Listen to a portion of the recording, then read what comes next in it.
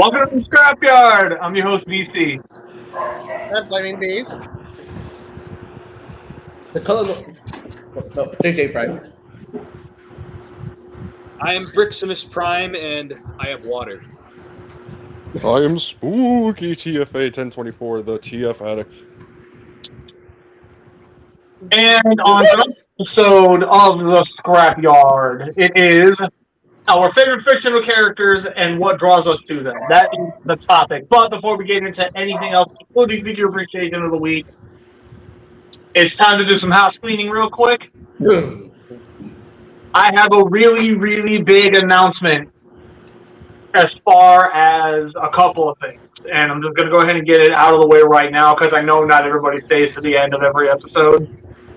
So I'm going to go ahead and say this now. First things first. JJ Prime is now a lead within the Scrapyard community. So everybody, May there be mercy on our souls. hello, Mr. Rocha. Well, yeah, like I said, JJ is now a lead, and from here on out, especially if you are in the Discord server, if JJ catches you doing something and he tells you to knock it off, he has the authority now. So do as he asks. In the great words of Cartman, respect his authority. Exactly. That said, another big announcement, funny enough, actually has to do with him, Briximus. Oh, hi. BC review is going to feature him. Yep. Cool. So yeah, whenever we get around to brainstorming it a little bit more, we will be basically collaborating on my review of Megatronus from Age of the Primes. Yes, BC is finally starting to get into Age of the Primes. Finally. Finally. Yes, finally. Grandchildren of my children's children. So Mention I Megatronus. don't think I have anything else of note. So I think we can go ahead and get along with it for figure appreciation of the week. You first. You scary TFA. Wait, what? Figure appreciation. Oh, I didn't hear TFA. I just heard you first. My bad. Hot one. Sure. Wait, were you still talking, BC? I was saying hi, questions. Go ahead and do your figure appreciation. Okay. You put me on the spot. I didn't have anything prepared. No, I'm joking. Yeah, sure. Why not? My figure appreciation of the week is Optimus Prime. Okay, good enough. I was mainly saying it as a joke, and then I was going to lead to, no, it's my little Prime. No.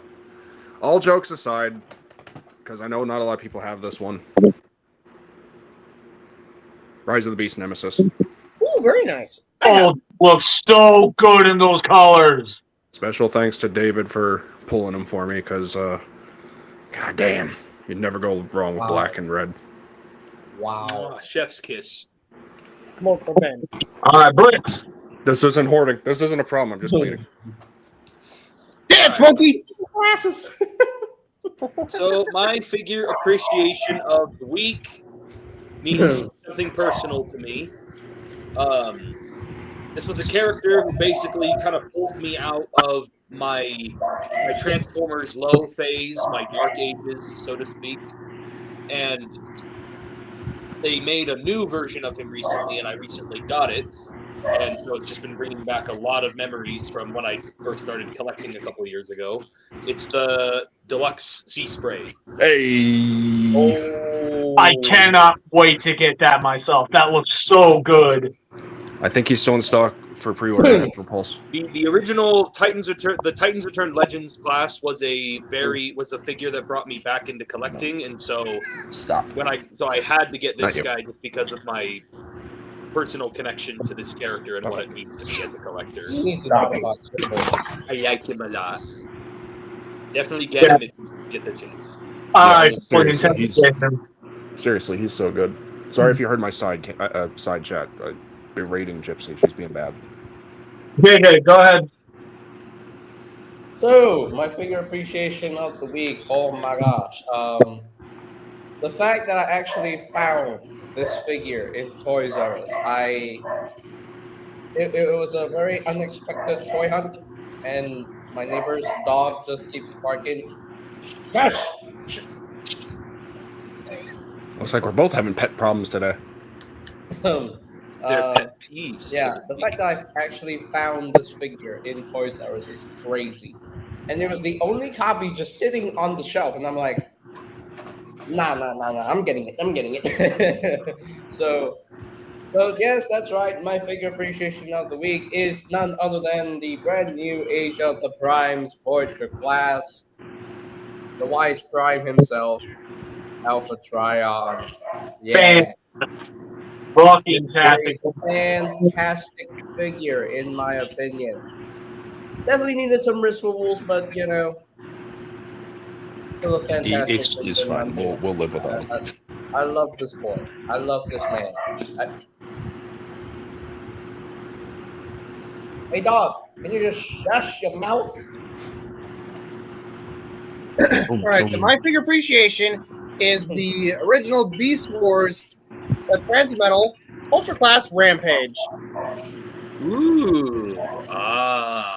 Nice. This has been on my want list for so long because I never like I was able to get some Beast Wars toys back in the day. This and Depth Charge were the two, among others, that I wanted so badly but couldn't get my hands on for the longest time. I was able to get this for a good deal on Mercari. Although, to be perfectly honest, I had to buy a junker because he had metal ass dandruff. Like, in other words, the vacuum metalized paint on his ass, while the crab mode's ass was like flaking. So there's like metal flakes everywhere. Like, if I just like looked at it the wrong way, the couch would be covered in it. So I'm like, yeah, let's go find a junker. So, yeah, I'm glad to have this figure in my collection now.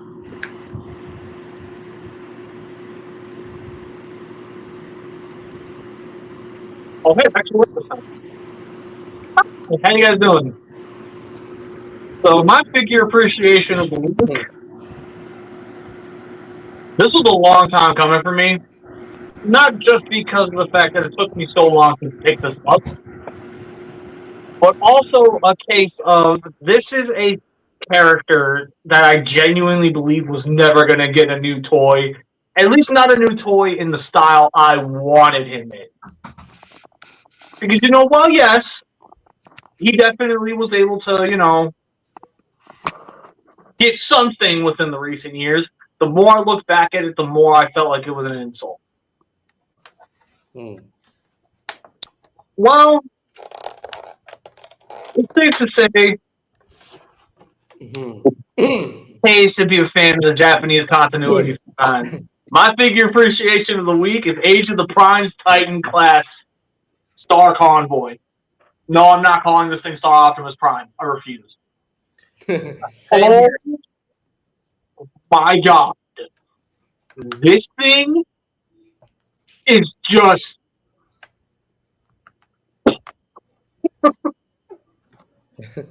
and I just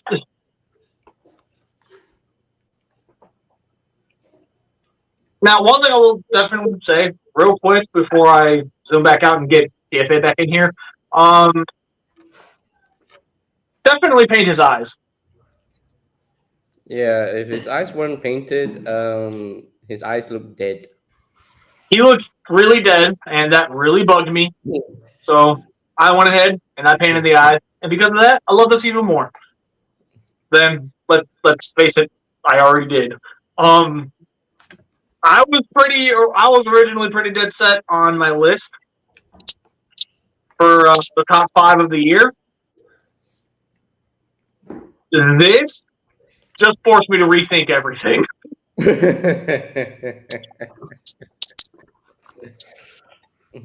Why do you think he was a shoe-in on my list?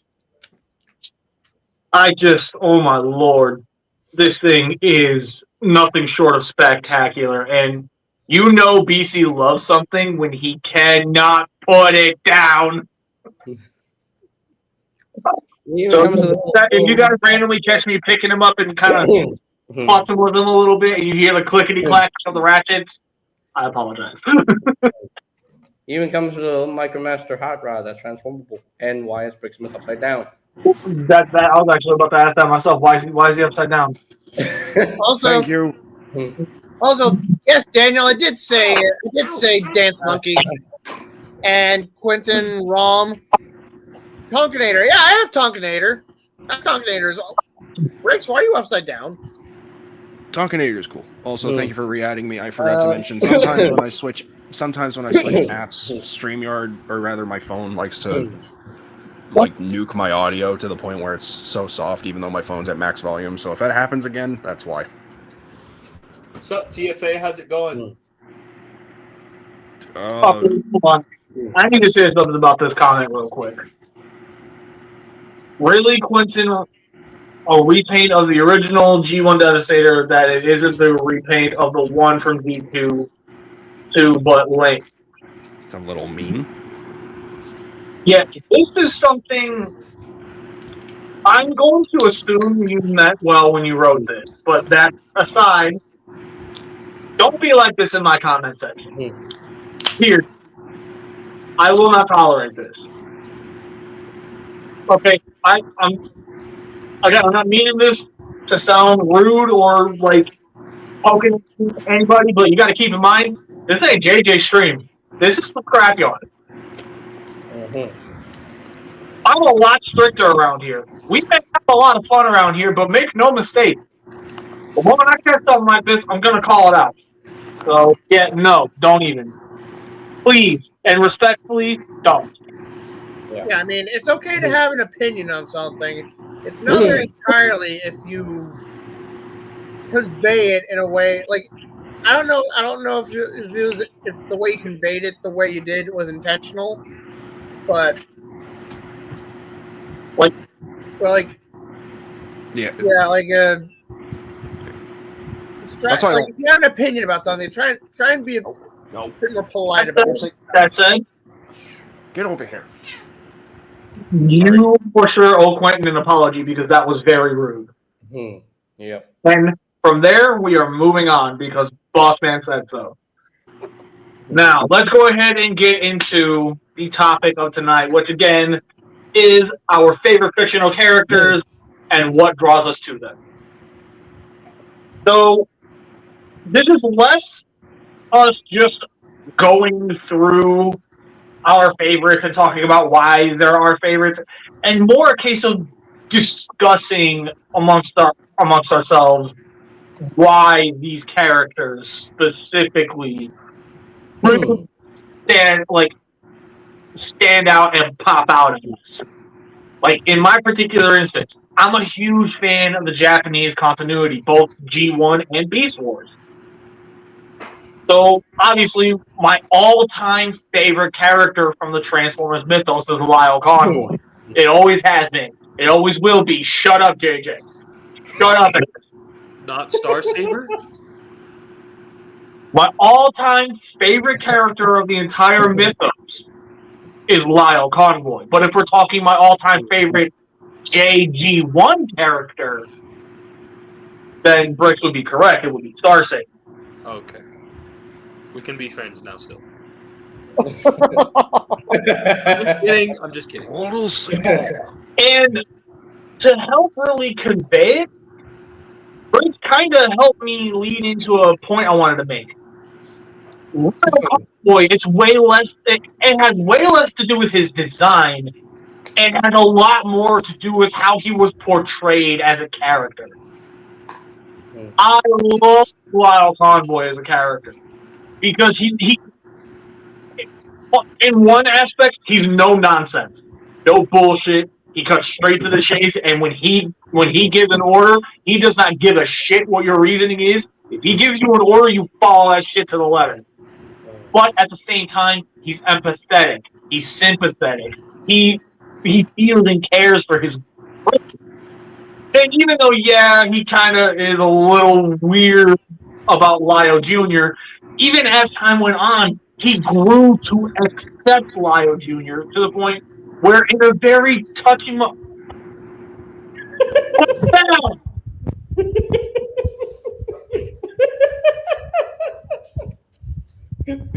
really? Really? I would be just as mad as BC, but mine's actually on the way. I can't afford one. Wait, where? BBTS or Pulse? That's Jeff Source. So with that said, Wait, where be? Everyone get him. He's different. TF Source. Thank you. Anyways, before I distracted myself that time, like I said, it reached a point where when he did finally accept Junior not only as a warrior, he also accepted him as his son. Because he actually called him son at the end of the show. That's adorable. The sweetest thing you'll ever see. That's Like you see Lyle Convoy for a while, he's like this towards it, but then right at the end, he's holding it with open arms, and it's so sweet. It's so sweet. that's genuinely adorable. But then we get to Star Saber, and while yes, I definitely do think he's an awesome character, I'm going to 100% just admit it right out the gate. Star Saber is one of my favorites strictly because of his design. He looked fucking ass.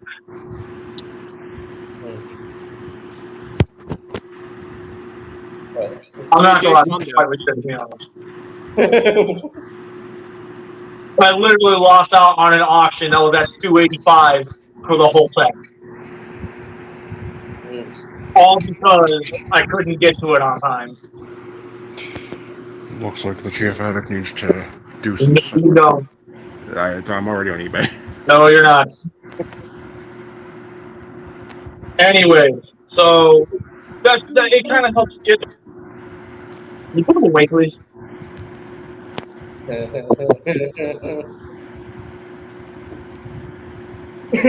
Anyways, so with that stated,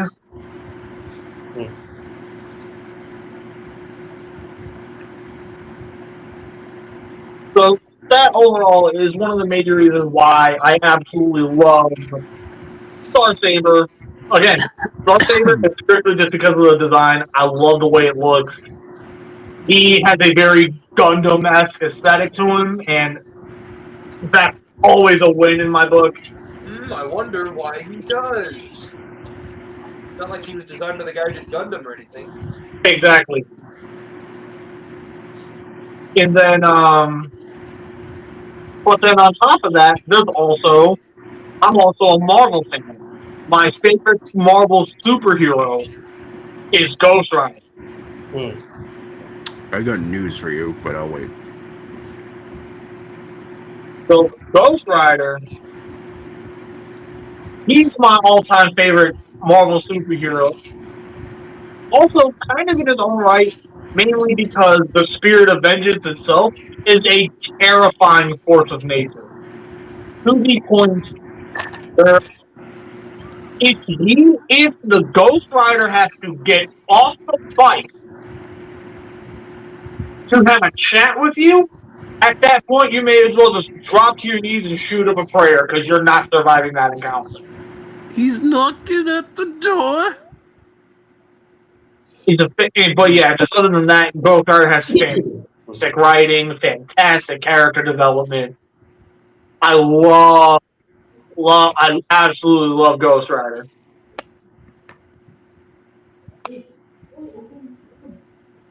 But obviously, this Power Rangers, where my all-time favorite season is Wild Force, so on and so forth. Y'all get the idea.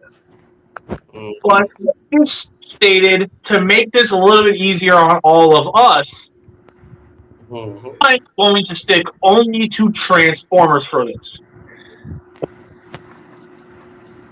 Only Transformers, nothing else. Only Transformers this round, nothing else. Oh man. Mainly because I want to be able to bring the topic back up and bring it up as many times as we need to so we can actually, like, say another Marvel movie comes out the next time we do this favorite Marvel characters. Yeah, Like this is three- a topic that could be reoccurring that can Thank shift. you. A recurring topic. Yeah, Which so is like why for, this time, Yeah. to make it a little easier, we're sticking with Transformers. yeah, so like for this episode, it's like the fictional characters that I know we're drawn to English. parentheses Transformers edition. I'll fix it in post. Mhm.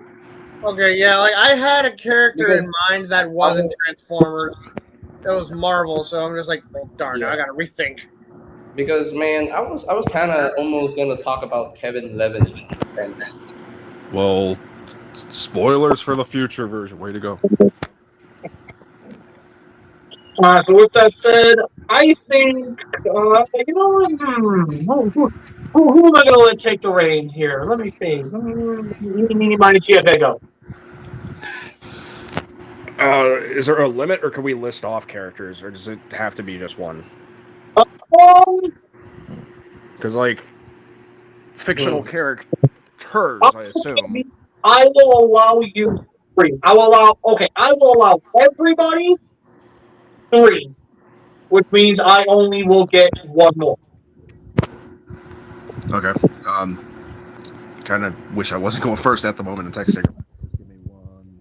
Well, I mean, you already have a really good one to start with. Yeah, tidal wave. Surprise, surprise. No, but honestly, like,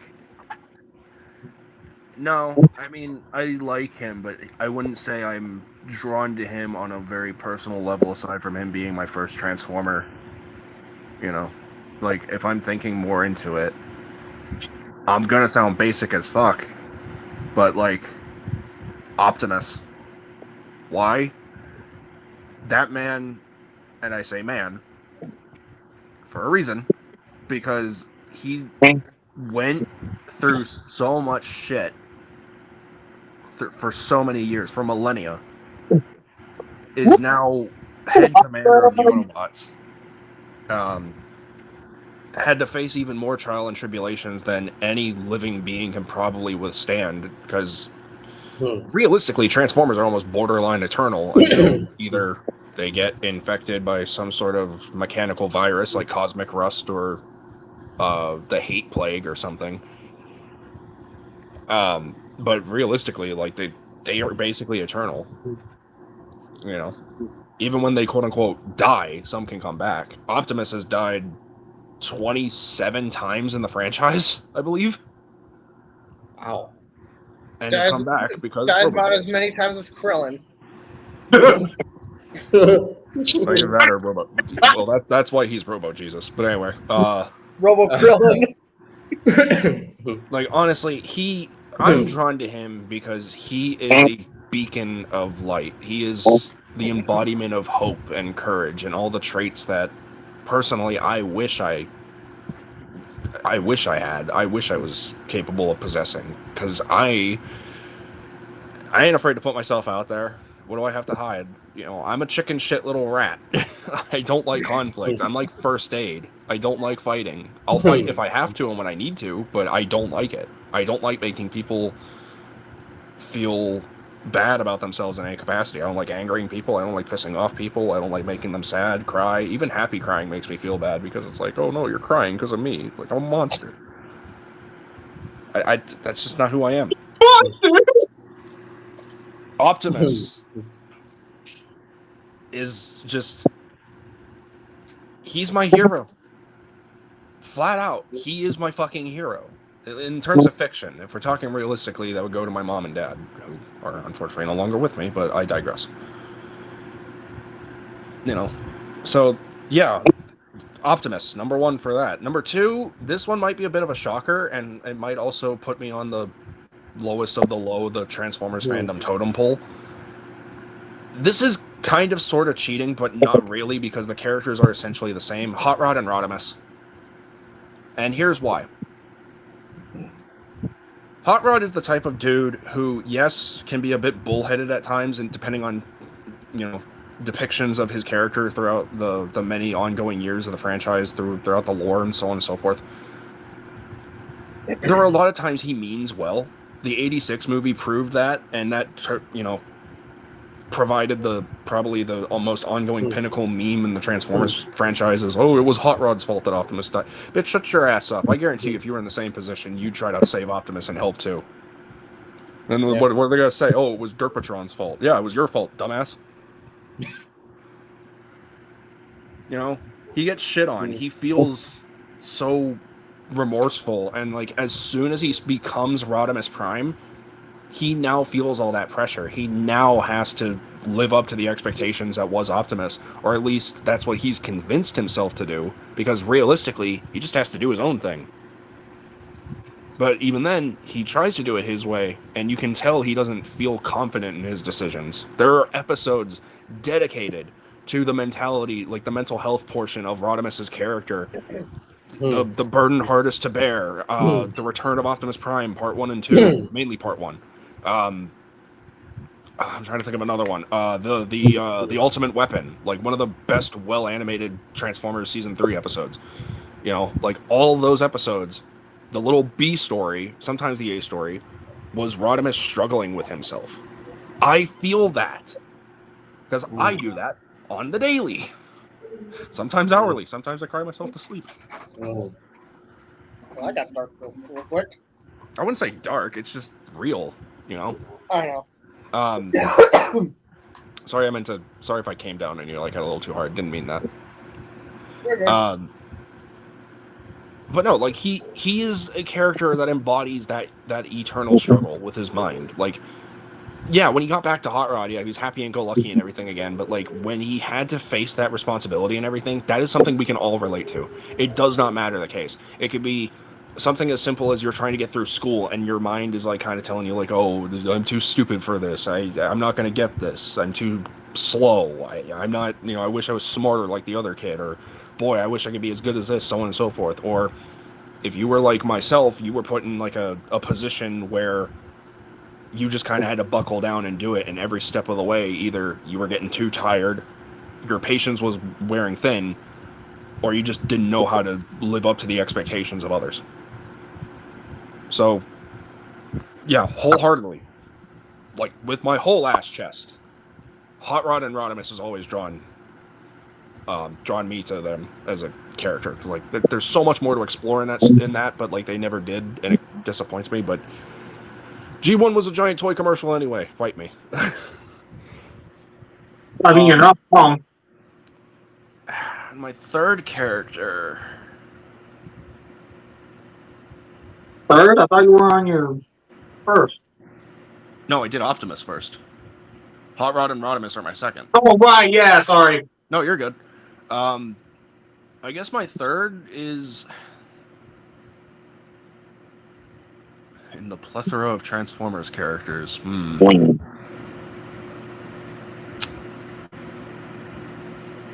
gonna switch it up a little bit. And I'm not going to Tidal Wave again. No. Easy would be no. I'm gonna say specifically, I'm gonna say Cybertron Wingsaber. Weird pick, I know, but hear me out, right? We were introduced to Wingsaber in Transformers Energon, and he, had a very strong resemblance to Starsaber from Victory or Sky Gary from Transformers Battlestars, depending on what your perception is. I remember watching the little mini arc where the Autobots and the Decepticons were on the volcanic island, and Starscream had pretty much all three out of 4 of the Cyberplanet keys, and he was starting to become like Emperor Starscream. When Wingsaber showed up, something just like really just clicked with me for some reason. Like I just really liked him. Like he looked really cool, for one. His personality is like he's kind of similar in regards to, like, say, Hotshot and Armada, or like Cliffjumper and G1, always immediately like ready to go, headstrong, and like, you know, not thinking. So he's like all action, no thought. Or in the Skybound comic books when he's flipping everybody off. Yeah. You know, I can 100% see Cybertron Wingsaber flipping the bird. Oh yeah, no, he'll flip it. That's the No, he'll flip it at you, and then he'll aim his hand at you and just shoot him like a little bullet out of his finger. You're like, And he did it to Hot because his hands were literally like guns. Yeah. Yeah, he's just one I really like too. Like his design, his personality, the fact that he can fucking combine with Optimus to form probably the best super mode that ever exists, in my personal opinion. Sonic Wing mode is like the hardest of the Unicron trilogy. I will fight anyone on that hill. It's so fucking sick. I like Jet Optimus and Armada, but Sonic Wing mode, man. Man, Magnajet Convoy hits pretty hard too. Yeah, I don't know. I think Magnajet Convoy was a little much for me. I don't know. But at the same time, boy, you're really gonna say that with Omega Prime literally standing on my top shelf? Like, really, bro? Really, bro? Unicron trilogy, I said super mode. I know. I'm sneaky. Besides, like like Wingsaber literally transforms into a wearable jetpack for Optimus. Name, like, I mean, like full heart, like jetpack, like one of the ones you would get in like fucking, I don't know, Grand Theft Auto San Andreas. It's funny. The whole concept is just really funny, but also really fucking sick. Like, he's a wearable jetpack. That's so cool. I know Ultra Magnosaur did that too, but like he doesn't do it quite as hard as Wingsaber, in my opinion. But there are probably some similar references and resemblances. But yeah, he's just like, Wingsaber's like this cool guy. He's chill.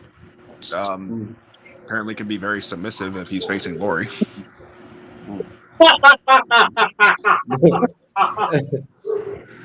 He's such a little shit to Optimus too. Like, I love him. I just love his attitude. I love his character. He's just Quick interlude. yeah. Is the voice actress for Lori still alive? Yeah. I need to meet her one day for a skit. So yeah, I guess those are my three. Some weird picks, I know, but like, that's what I like about them. They're personal. At least the first two are. The other one's just because he's funny and cool, and he's fucking Wingsaber, man. We need a new Wingsaber so bad. We need a new Wingsaber, yeah. So we first need a new Cybertron Prime. So I was about to bring up something random, but I think I'll wait until the after party to bring it up. So who next? Let's hear the I mean, I can go. Then by all means, if Bricks wants to go next, he can go next. I already have 3 in mind, so I'm already like all locked in. So one character I always find that I have a personal connection to is Black Arachnia. Very personal connection, that one. No one heard that. Seriously though.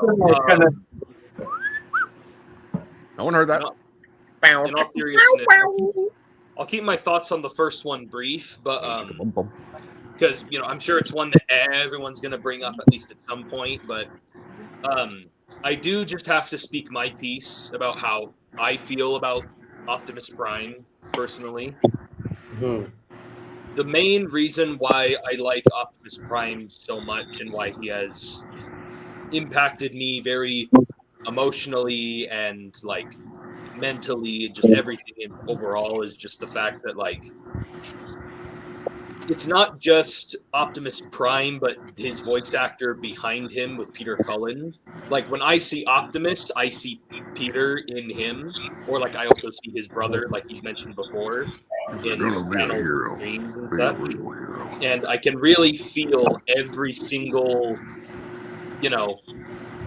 every single emotion and everything going into Prime's character, and that just is a big inspiration for me, not just as like for wanting to be a voice actor or whatever, but like also just as a person just living out in the world. Like I strive every day to try and be like Optimus. Like, how would Optimus respond to this kind of a situation, or like, you know, stuff like that. And I have a very personal connection to that with Optimus, because he's just very inspirational for me as just living as a human being. And then the other character who I also have a personal connection to is definitely Beast Wars Dinobot. Ooh, good one.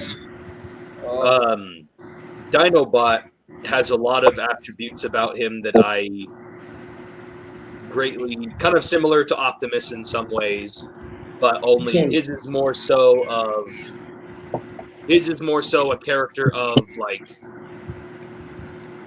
I'm a sucker for like samurai and like the history of like the warrior's path and like stuff, like all that stuff about like honor and like fighting with honesty and honor and living, like that kind of stuff. And Dinobot is like the epitome of that in Transformers. And I just always have massive respect for his character and what he was willing to do, and he was willing to, you know, basically portray his own kind so he could go and do the right thing with the Maximals, even though not all the Maximals treated him all that well. And then even after all that, he still managed to be seen as a hero to the Maximals, that they, you know, had the whole funeral and honored him in the end. And like, you know what I mean? Like, I love just his character progression, his build up. Even though the animation is dated, even the animation of that episode, the code name Hero with Dinobot, is still absolute cinema. Yeah. Oh yeah. That is like one of the best Beast Wars episodes ever. It was. I think it is my favorite Beast Wars episode.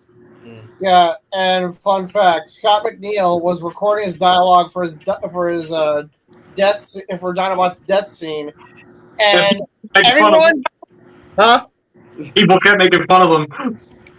like laughing, and he would, while in character, turn to them and say, as Dinobot, "Do you mind? I'm trying to die here." I think I heard that at one of the TFCon Q&A interview things. Yeah. Love to meet Scott McNeil at some point. But yeah, it's just, you know, just Optimus Prime, Dinobot, and I guess you could say those attributes do kind of blend into Optimus Primal a bit, but I'm not counting that as my third one. But my third one kind of is more so with just a personal thing that I like when it comes to like writing and like what I consider to be like good writing, especially for like villains and bad guys. But I actually have a very big, not necessarily a personal connection to me personally, but I love Megatronus Prime, like the concept of Megatronus Prime and his story and his history, because he truly is just he's more so a tragic villain than he really is just a villain. That's more so Leash Maximo's thing. He's the one who's mostly like he's just pure evil, where Megatronus he's just Transformers Loki, basically. Evil. Yeah. Sorry. But basically it's like he basically just lost everything. He lost basically all the closest friends he considered family. He lost pretty much his girlfriend because he accidentally killed her in an argument, and just the whole world just kind of fell apart around him, and just like just a very tragic character, and yet he still continues to go on, and he's like this badass character, kind of like Darth Vader in a way, where it's like he came from like humble beginnings, and then he turned into this big grand villain later, and all you see him as a villain later. And like, I just love that story arc. Again, kind of bleeding into Dinobot a little bit, like what I mentioned earlier. Only except Megatronus's took a turn for the worst, where Dinobot's took a turn for the better. There's one part of Megatronus' story I still sort of kind of don't like because it's borderline.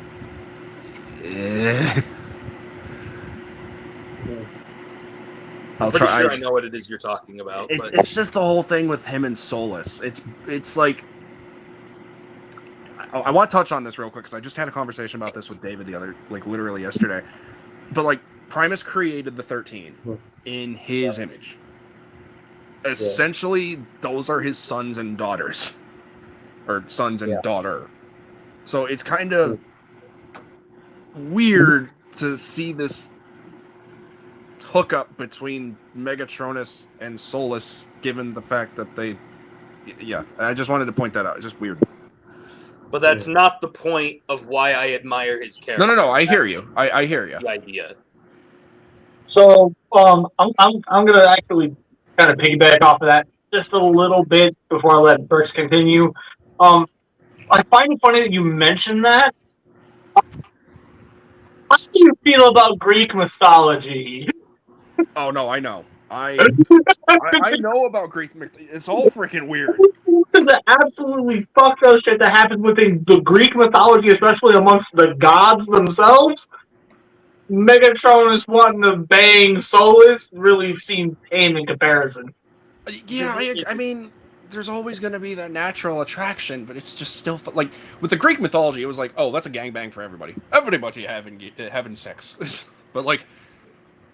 It just bothers me a little bit. Like, I'm not trying to be like PC about it, where it's like you're gonna see me on Twitter/X and be like, Megatronus and Solar Sisters are wrong. This is borderline incest. Like, no, fuck no. That's still fucking weird. The other problem is that this was a concept that was in the Covenant of Primus for the Aligned Continuity, and the Aligned Continuity had a lot of inconsistencies, and only in the Covenant did they actually refer to them as siblings. Real quick, guys. Okay. JJ is trying to. Yeah, I know. I'm just trying to wrap up my thought because I'm pretty much done at this point. Yeah. A special someone in the comments. Eh? Oh. Maybe yes. Let me find him. Yeah! I don't know what to do. Ready? 3, 2, 1.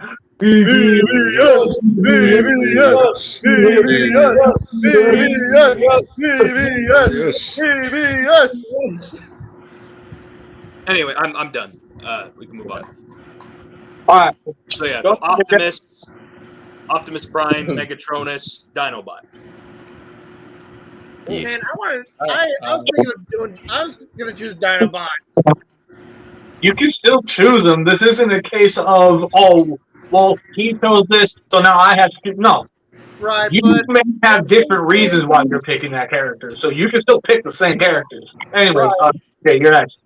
right, but like I wouldn't be able to say much about Dinobot because he covered a lot, but not all of the stuff that I wanted to talk about Dinobot. Well, I mean, I could say the same thing about Optimus Prime and TFA, but I still managed to find something unique to say.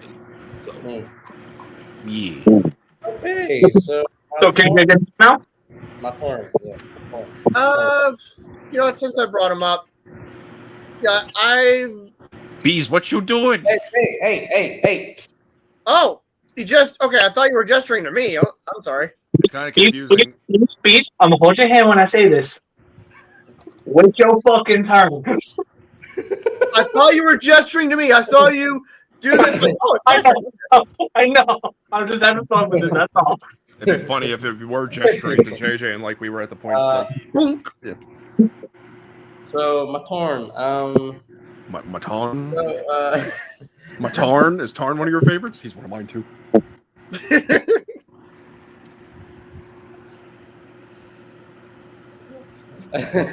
So Look at me. Give you permission to look at me. So the three characters I'm choosing. I'm just going out on a limb here. I'm not choosing Optimus Prime because that's very common. So it's kind of cheating. So I'm not gonna choose him this time around. I'm gonna choose 3 characters that really got my attention. So number one, my boy, Cybertron Scourge, because I absolutely love that character, design and all. But when I watched him in Transformers Cybertron, the first time we meet him, we see that he is the leader of the jungle planet, but we see that he's siding with Megatron so quickly. But then he gave the cyber planet key to the Autobots. So I was like kind of thinking, are you gonna lean towards the Autobots in the future? Hmm? But no, he decided to become a Decepticon himself, which is why he had Decepticon symbols on his two dragon heads. Um, but as the show went on, and the development, his redemption arc is just so well done. Like when we come to the episode named Scourge, it's more so about him realizing where his true nature lies. Like like he basically contemplated on himself that, oh, maybe I shouldn't have been a Decepticon the whole time. I should have been part of the Autobot team. And um, and I'm honestly really happy to see that Scourge uh, became an Autobot himself after dueling with the Autobots, and he was just fighting for his own honor. And he told when he got better, he told Optimus that he wanted to leave Gigantian and he wanted to protect his world, his home, the Jungle Planet, and that is a very good lead. Just being worried about his home, wanting to go back and keep it safe from the black hole and Galvatron's terror. And yeah, he basically betrayed or left the Decepticons forever, and he switched sides to become an Autobot. And that is a beautiful trait of Scourge. Like seeing where his true nature lies, seeing that he's meant to be an Autobot this whole time. I look younger. That's a little odd, but I'm fine. Thank you for your concern. You don't look a day over 30. The reason why he looks younger is because guess what? BC is actually ginger. The more skulls he absorbs, he doesn't get another freckle. He just it's like the Sanderson sisters. He gets younger the more souls he consumes. Every time I explain something, I earn a freckle. Anyways, go on, JJ.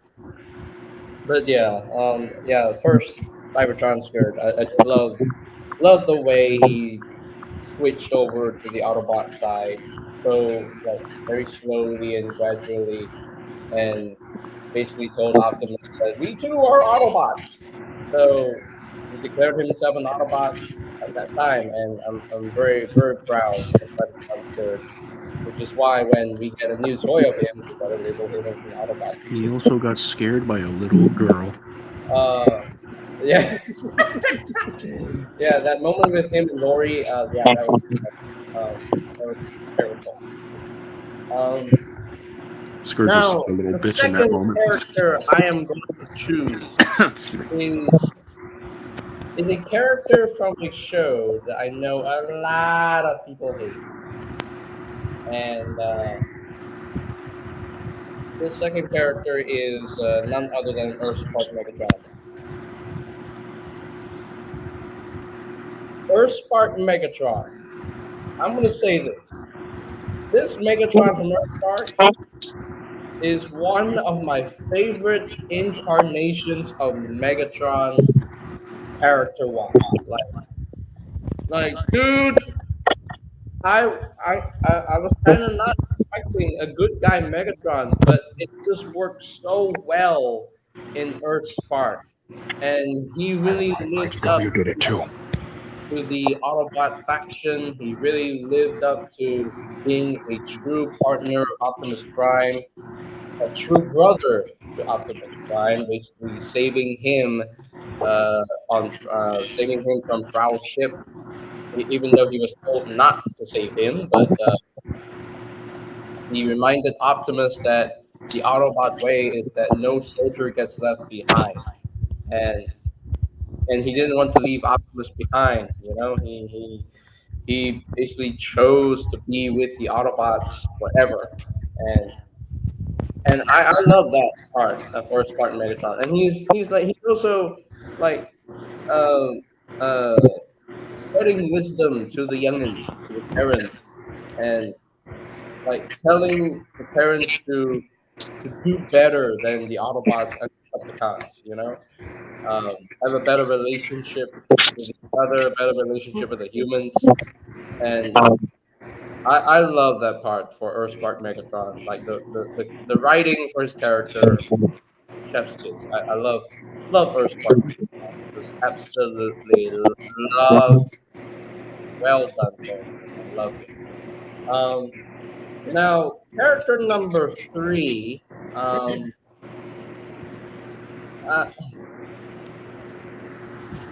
it kind of is a no-brainer. Armada Starscream. Yeah, I love Armada Starscream. The way they wrote his character to be like a tragic Decepticon who literally gets left behind by his leader, and One of the most heartbreaking performances from Michael Dobson. Oh, I loved and hated that scene. I felt so bad for Star. I'm sorry, JJ. I just commentary. What? DC screen all of a sudden. What the flying fuck happened? Why are you in DC the? has entered the Oh, never mind. He came out of the Matrix. No, he went to go make a bargain with Dormammu. But yeah, Armada Starscream. Such a tragic character. You know, from a Decepticon to an Autobot and back to a Decepticon again. But the fact that he became a Decepticon again, he still remains friendly to the humans, and I love that. I absolutely love that that character trait from Armada Starscream. You know, you can be a Decepticon and be friendly to humans at the same time. So I love that. It's so wonderful, beautiful, and he sacrificed himself to try and kill Unicron. And And that was like the giant signal where Galvatron was like, "Oh shit, maybe Optimus is right." yeah, it's so unfortunate. Even Galvatron was so upset Starscream died. Yeah, so sad. Rest in peace to a legend. Quick recap. My characters are Megatron Scourge, Earthspark Megatron, and Armada Starscream. Yeah, Good stuff. those are the ones that really got my attention. I love those characters. Good stuff. Now All I'm right. done.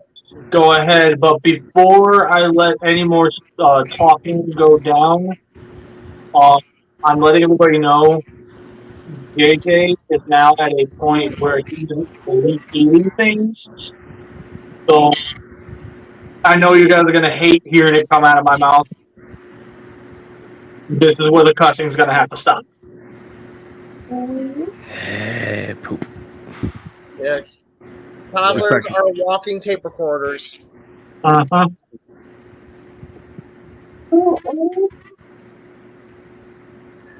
What's it? Anyway, What's it? so my turn now. I just realized we're going like counterclockwise. Monkey shines. Anyway, these Sorry.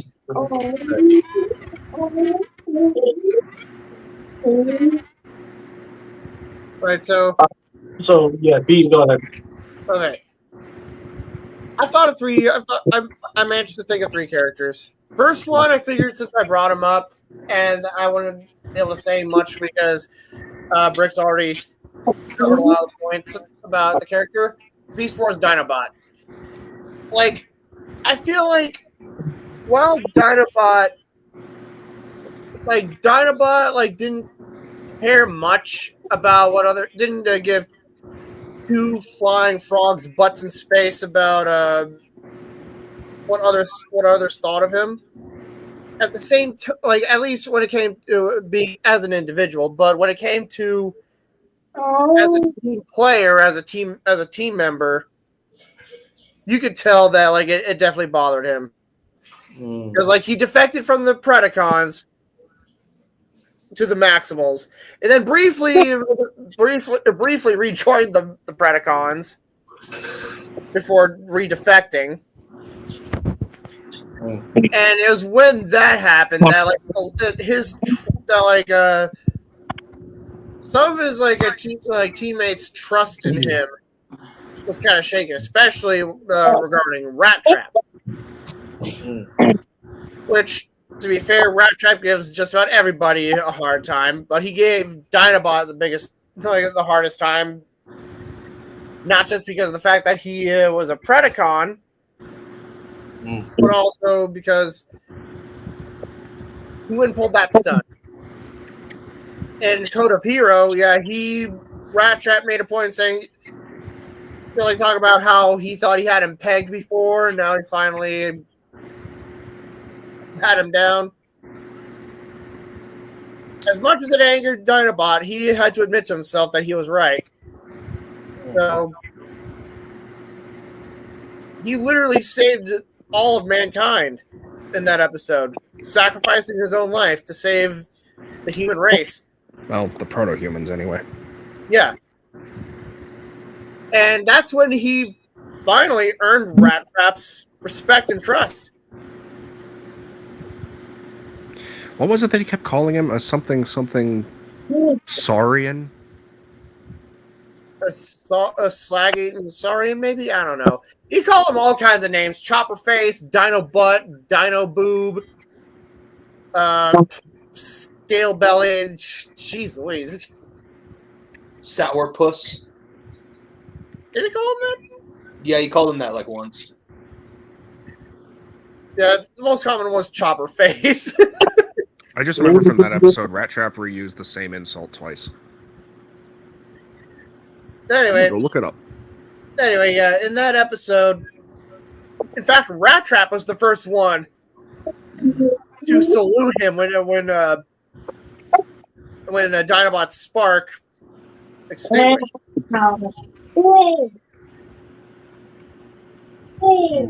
And like, I will be honest, I really wish that they didn't like scrap this episode in favor of gosh, I can't remember the name of it. But basically, where Megatron kidnapped one of the proto-human children, Una, to like build some kind of contraption or whatever. Yeah. The original idea, the original episode was going to be something different and darker. Basically, Rat Trap. Okay, so like in an episode or two prior to Dinobot's death, he actually downloaded a copy of his own data tracks into the Axon's mainframe. Rat Trap finds that and manages to track down the Dinobot 2 clone and was able to upload those memory, like those data tracks, into the Dinobot clone.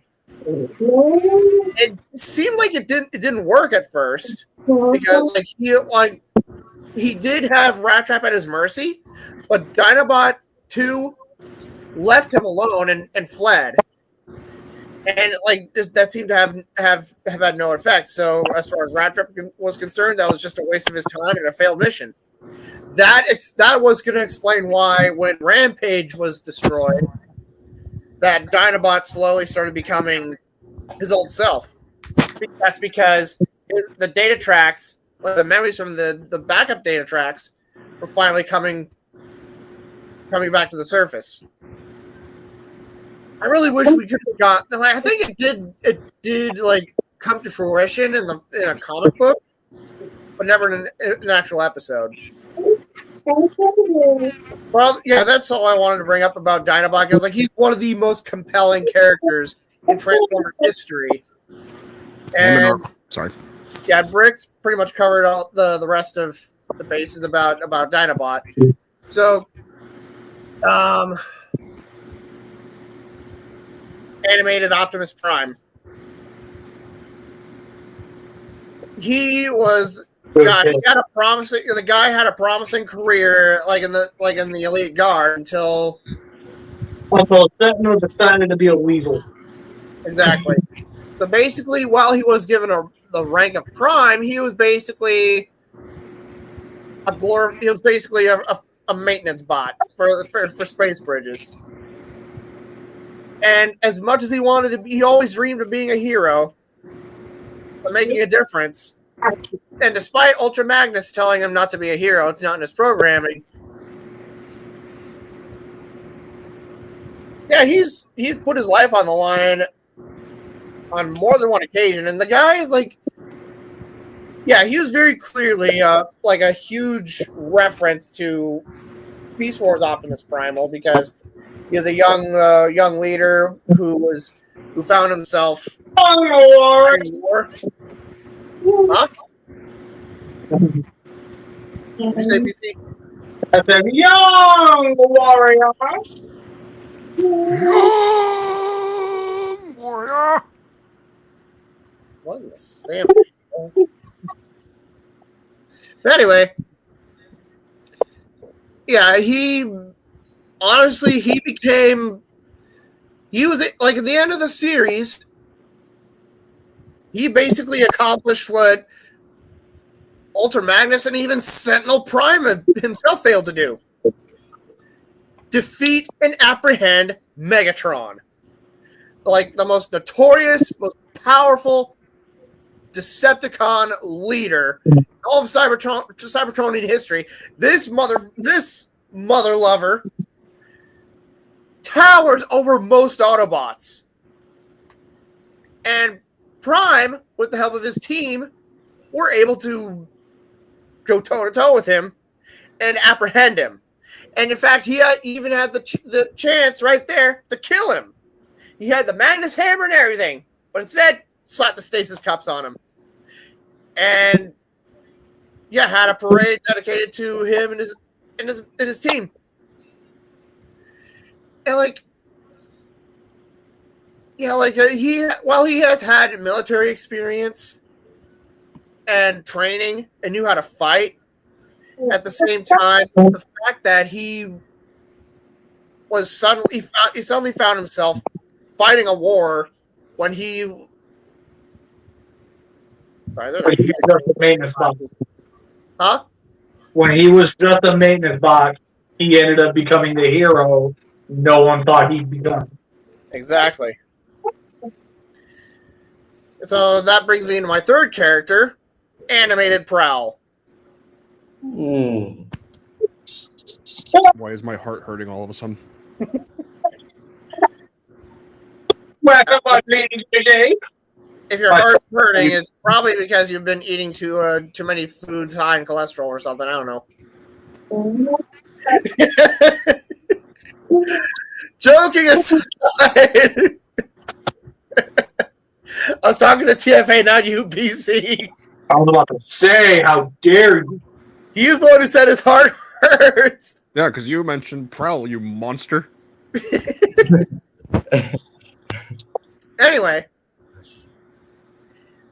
the guy was basically a draft dodger. He got caught. He had a choice between going to the stockade or training with Yokitron. He chose to train with Yokitron because he figured it'd be easy. He could just BS his way out of it or something. In fact, leave if you can walk out that door. See ya. Exactly. Despite that, Yokitron saw potential in him and taught him how to use his natural ability, of like holograms and illusions to his advantage, and that helped him become a really good cyber ninja warrior. unfortunately, like his final step in his training involved like using process over matter. He struggled immensely with that for the longest time. And so when he left the dojo for a while, and he came back, yeah, like all the protoforms that he was meant to protect were all stolen. Yokitron was like just seconds away from death. So from that point on, Prowl took it upon himself to just, I don't know, you just blindly wandered around the universe until he managed to stumble upon and just join Prime's maintenance team. Not like much of a choice, but yeah. So during that journey, he not only showed them how much of a formidable fighter he was as a cyber ninja, but over time he was able to perfect his own, like be able to improve himself, not just in terms of being a fighter and a team player, but also just in terms of his personality. In fact, I feel like that was what contributed to him finally figuring out and then mastering processor over matter. Mm. And it's the ninja buff, not the weapon. Yeah, so and then whenever he even managed to take on and defeat Lockdown, which that's no easy task. Uh-huh. Yeah. That's no easy task. Ratchet can tell you. He lost the horn because of that. Yep, not just the horn, but the EMP generator. Yeah. Maybe a few servers away from the Scrapyard. Yeah, your sound was peaking when you I knew what you were saying, but your sound peaked. I'm telling you, you'd be a good animated Ratchet.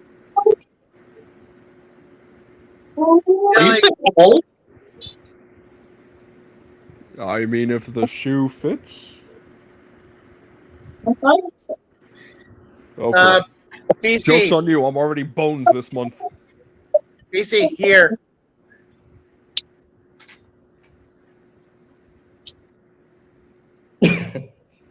Are you about to see a dead-ass DFA? I'm already dead. Or you're gonna be deader now. Did I say old? I meant Oh.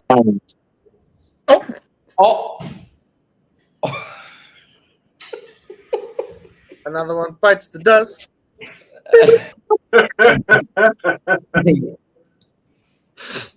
The timing. Did I say old? I meant to say Clinton vintage. says the SS86 movie Grimlock looks good, better than the yellow, Okay. but not Anyway. So yeah, take it Yeah, on I lockdown. agree. It is definitely better than the yellow. And the wheeling is useless. Yeah, Wolverine lock. Wolverine lock. Wolverine. Wolverlock. Anyway. I'm taking calling a Tiger Stripe. But anyway, yeah, Bees, you were mentioning Ratchet.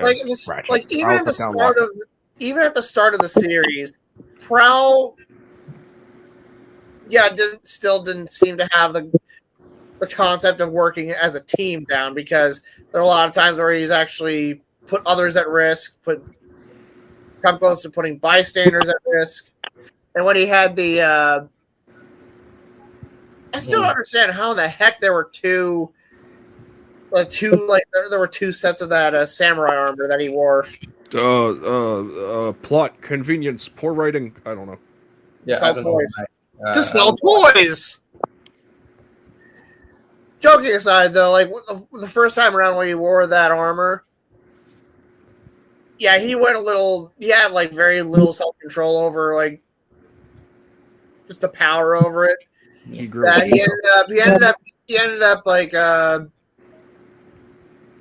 causing some casualties in the form of like a bird's nest having been knocked over and the eggs breaking. And the second set comes with the Yokitron helmet. Yep. Although technically And- he had that helmet the first time. I don't. Anyway. Oh yeah, that I never understood that. I'm like, Yeah. what? What? What? It's weird. So yeah, like at that point, he felt like you could definitely tell that he felt like that he had earned it, especially since he had at that point not only at that point you could tell that he like had earned it and also redeemed himself because he was able to stop lockdown. He finally understood what Yoki-tron was trying to teach him. Yeah, and he was able to stop lockdown, who was the one who who gravely injured Yoki-tron. Yep. And like stole his helmet and everything. Mm-hmm. And then like at the end of the series, yeah, I'm sure those of you who have watched the show already know what I'm about to say, so I'm just gonna leave it at that before I cause any more emotional damage. Joke's on you. I'm already crying inside. What's crying? What? He died a hero. Yeah, he died a hero. Yeah. A hero that was not able to see the fruits of his labor, like any hero. Just so sad. The last time we saw him was a hologram of him saving Optimus. Yeah. I believe he even managed to teach Jazz, who's also a cyber ninja, a processor over matter. Processor over matter. Yeah. Processor over matter. I'm George Takai. I voiced Transformers twice. Oh, he's trying to try at one point. No! If I had a nickel, Anyway, I'm done. if I had a nickel for every time George Takai voiced in Everybody's Transformers, I'd have 2 nickels, which isn't a lot, but it's weird that it's happened twice.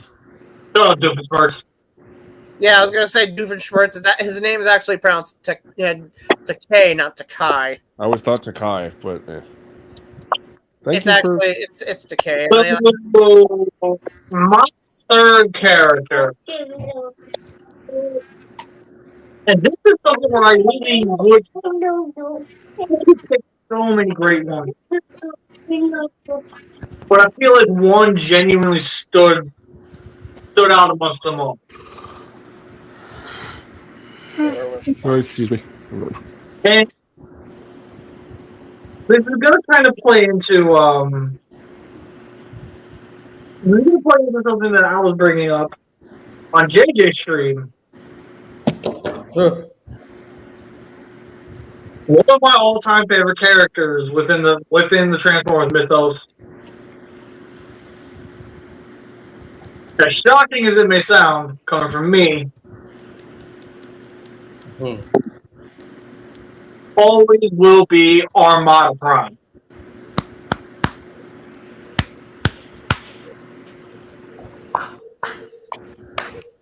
I'm not laughing. I'm And doing this. to reiterate what I said last time, I'm doing this. Armada Prime was the living example of trying to be your best self, even though you yourself are flawed.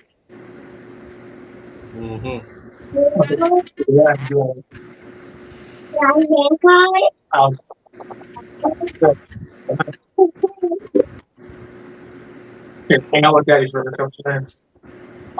And the reason why I love this version of Prime so much, especially now more than ever, is the fact that this is a version of him that really, you could tell just how much work he was putting in strictly just by trying to suppress all darker versions. Where every single time he went out into battle, he always was met with the idea of this could go wrong at any given point. And if it goes wrong, I could lose myself into the fight. And we don't truly see him let it go and just go ham until we get to the final fight between him and Galvatron. Because Galvatron called him out and straight up told him, you can act high and mighty all you want. The reality of it is, you're just like me. You're a warrior. And you enjoy the thrill of the fight. So, are you going to keep beating around the bush about it? Or are you going to finally accept the fact that you are nowhere near the saint you claim to be?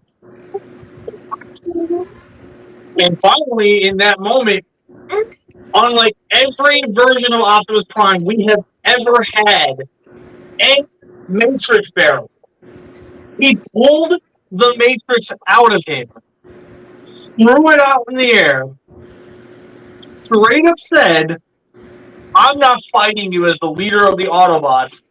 I'm fighting you as the leader of all Transformers. And then he knuckled up. And that entire fight, as many of you would say, absolute cinema. Yep. The way Optimus and Galvatron absolutely tear each other apart is nothing short of anime magic. I loved watching that fight. There's a time where I will go back and look up that final fight just because. Same. It's so well animated, so well voice acted. The characters are conveyed in such a way where that scene became so memorable, and that alone cemented Armada Prime as one of the best iterations of Optimus Prime we've ever had. And easily the Prime that I relate to the hardest. I will still never forgive them for taking out that one small segment of the fight where Galvatron ripped off his own cannon and threw it at Optimus in the dub, because, man, that would have been sick.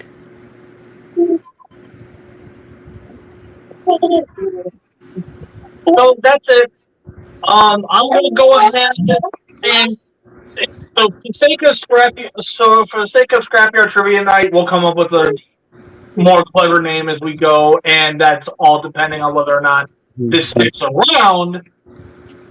I'm going to go, since this was B's idea, I'm going to go ahead and let him kind of take the reins here a little bit, and I will be right back. All I'm going to say is let's allow this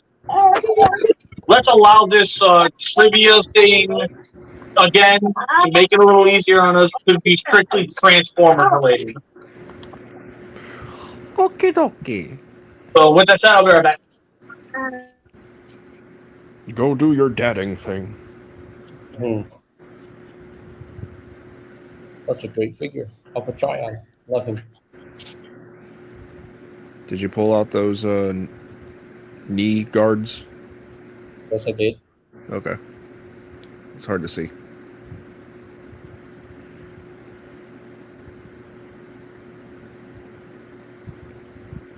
But so glad I have another member in Prime. So bees, how we doing this? I'm starting to get tired, but I'm gonna try and I'm back for the rest of the show. Yeah, as soon as the show is over, I'm gonna go right to bed because I need to get up at like 6. I need to get up at 6 in the morning because I need to get ready to go to. Oh yeah, that's what I was gonna bring up earlier. We were talking about Wing Saber. That got me thinking. Oh hey, Wing Saber is voiced by Peter Kalamis. I'm going to a convention tomorrow, and Peter Kalamis will be there. Please tell him I love him as Wing Saber. Oh my gosh, I can cross this off my bucket list, meeting Peter Kalamis, and I'm going to cosplay as an updated version of my Rolfku cosplay. I'm dubbing it Super Saiyan Shepherd Rolfku. And what's Super Saiyan about him is that instead of like the hair being gold and standing up or whatever, he has a beard. Last time I cosplayed as Rolfku, I shaved all this off, and yeah, I hate it. You And need everybody tells me I look unholy without a beard. So you need to make some cosplay wing saber wings, so that way when Rolf Crew goes to like Super Saiyan 3, he just grows wings, and they look like wing saber. So as far as I'm aware, I seem to be the only person who's ever come up with that idea as a cosplay. Well, yeah. Yeah. I almost forgot. Last year, on the boxes of Reese's Puff cereal, they had a picture of Goku on them. So, being bored, I made some alterations to it. Oh no! I still have this, so I'm gonna get him to. I want him to sign this, and I'm gonna get this framed. So I wanted to clarify. I always want to know how you're doing, but I was saying, how are we doing the trivia thing? Because BC said you're in charge. Oh, how are we doing the trivia? Your idea. So it's gonna be Transformers related from what he said. So like, how are we starting this? You starting? Or are you gonna be the game show host? Honestly,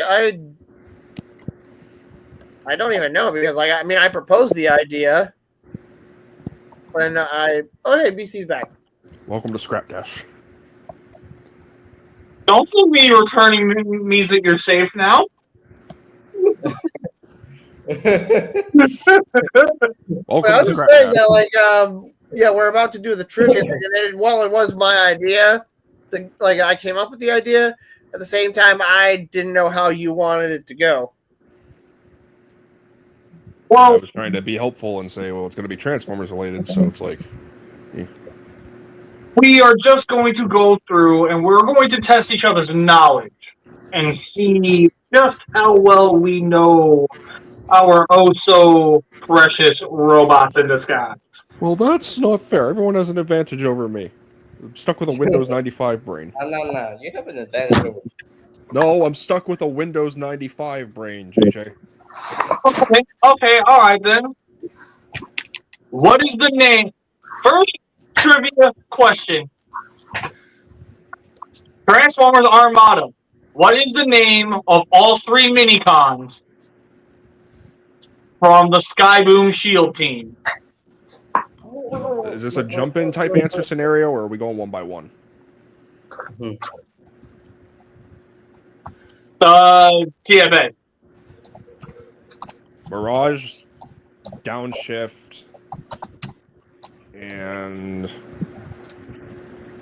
Dirt Boss.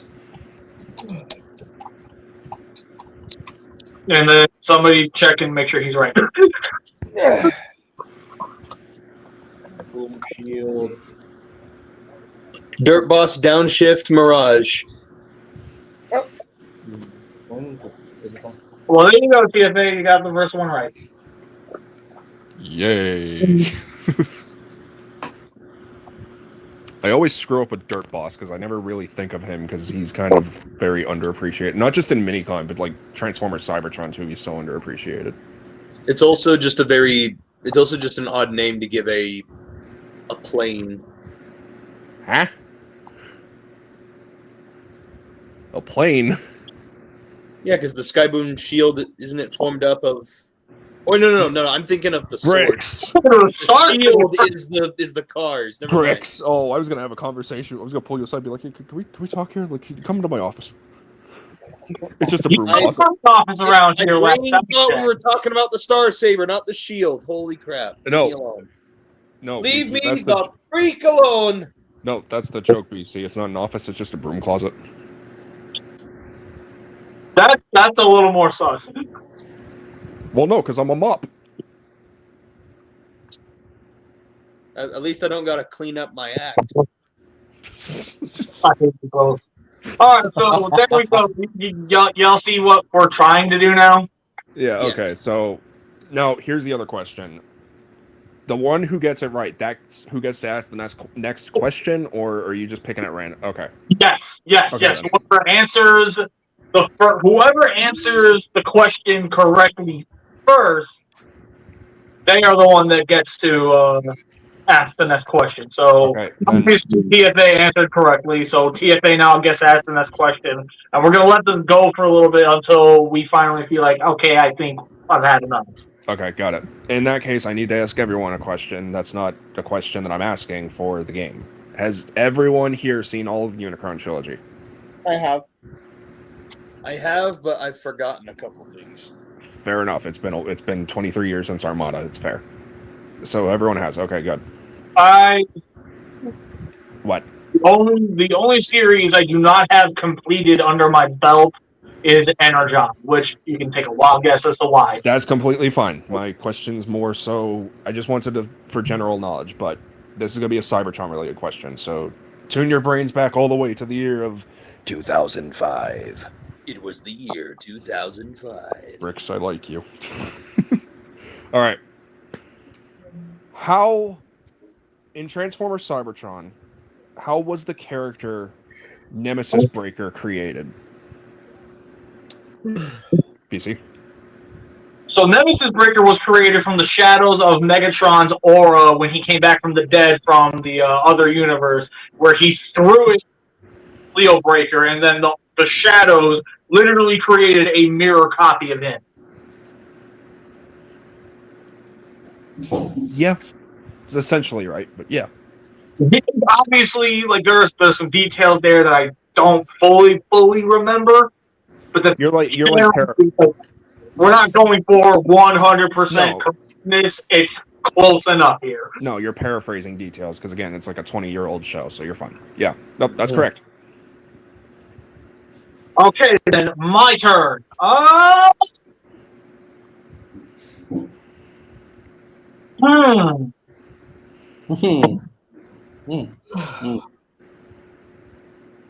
Okay, this is an animated question. Oh. Who was the voice of Vulcan? Briximus. Bill Fagerbach. Good job. He is also the voice of Patrick Star from SpongeBob. Yep. That's exactly why I asked. I wanted to see if the SpongeBob fan. I guess I should probably turn my camera on then. So. Yeah, that'll probably be a good idea. Stop to think about it. Well, I was gonna do that or I was gonna do this. So if I wanted to answer. Yeah, but I'm not gonna catch that every single time. Yeah, I know. Fair enough. All right. All right. So Briximus, go ahead. Ask the question. Ooh, I have a good one. All right. So from Beast Wars, it was revealed that Tarantulas was a double agent for what agency? I don't know who raised their hand first. I had my camera on shortly after you finished. Let's go. Pick BC. whoever you feel is right. It's all right. Just go BC. The Tri-Predicus Council. Incorrect. The Tri-Predicus Council is in charge of the organization. Okay, then, TFA, go ahead and answer. Predacon Secret Police. Yay, there it is. Yeah.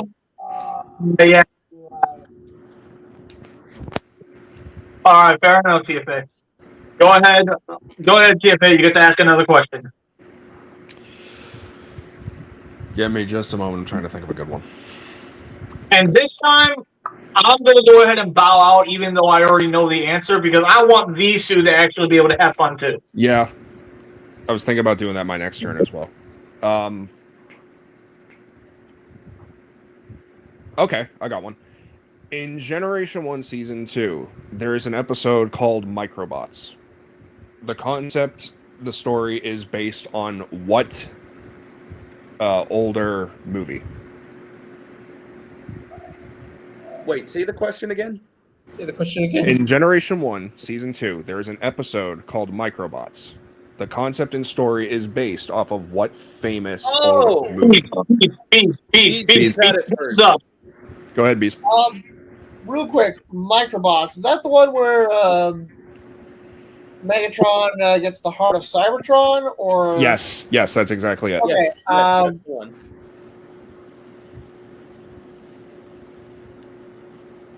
If you don't have the answer, Bees, I think I have it. I could be wrong. I think I have it too, but I might be wrong as well.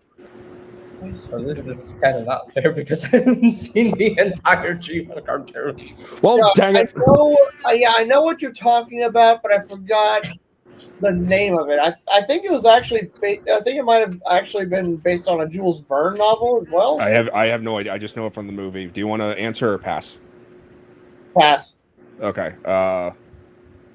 BC, or you actually gonna go? I thought you were bowing out. No, I was gonna take a stab at it. Okay, go ahead.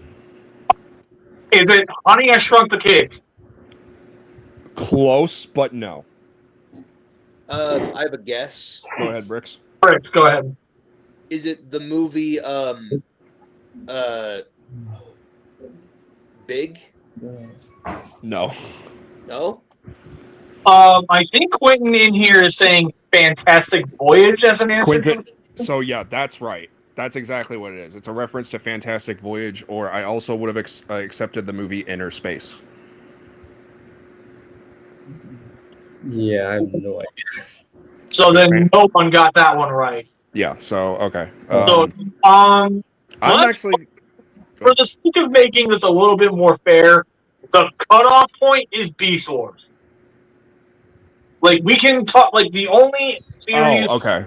we ask questions about is Beast Wars all the way up to Earthspark. Okay, fair enough. Yeah, because I've never seen the. I didn't know. I was under the impression. Are we also I'm sorry. counting like comic book stuff, or are we just focusing on TV shows and movies? We will include the movie. We will not be including the comics. Okay, because I was about to say that could be a problem for some people. I have a trivia question. Yeah, honestly, I'm gonna pass my whole asking question to someone else who hasn't really gotten to yet. JJ, ask me. I have a question. Very good, by the way, Quentin. Very good. So I have a trivia question here. Yes, you have a trivia question. And this The build up. is Just ask it. an animated Megatron. Wait, what? An animated question. Animated I was question. about to say animated Megatron. Was that the answer? No. No, my mistake. It's an animated question. Sorry. Okay. Travel back to the year of 2008. So It is this the is year an 2008. animated question. Yes. How did Megatron trick Professor Sundak in thinking he was an Autobot? I'm late anyway. Damn it.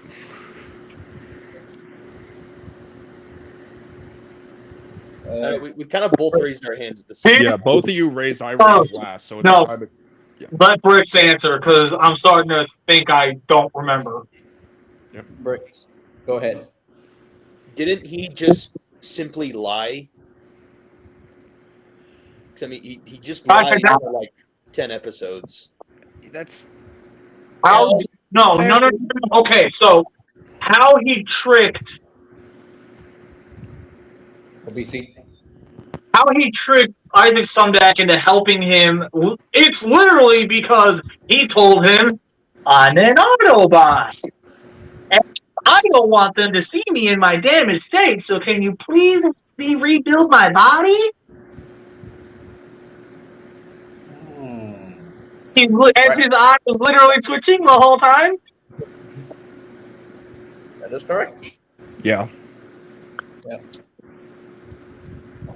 I am the animated Stan. Okay? The TF Addict was here. Might be a little bit of a power struggle. Maybe. I don't know. We'll see about that.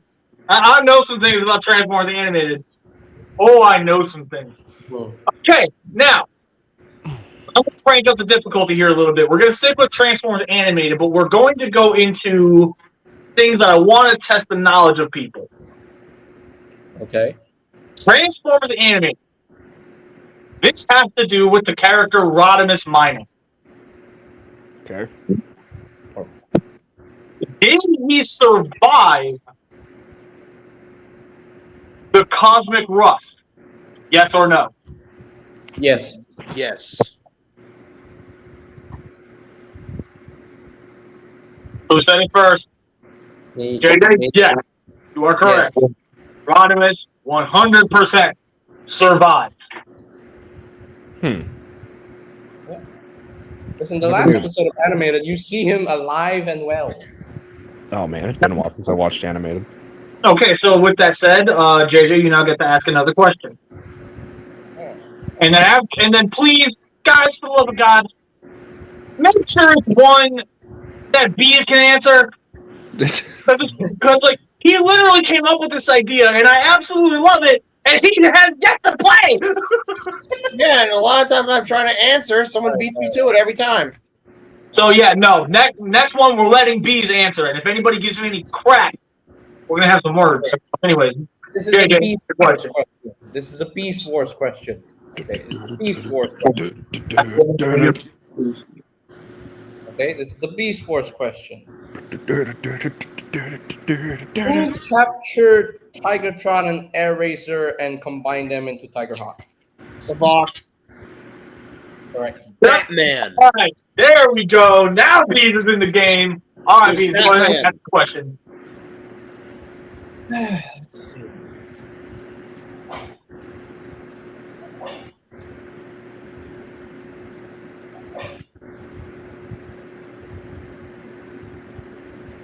I think he got a little too excited because now he. I'm thinking of I'm trying to think of a question.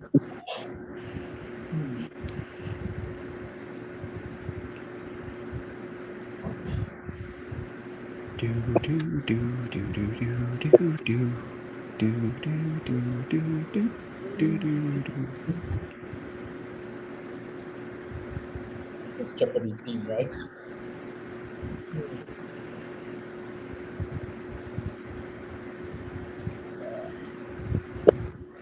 No.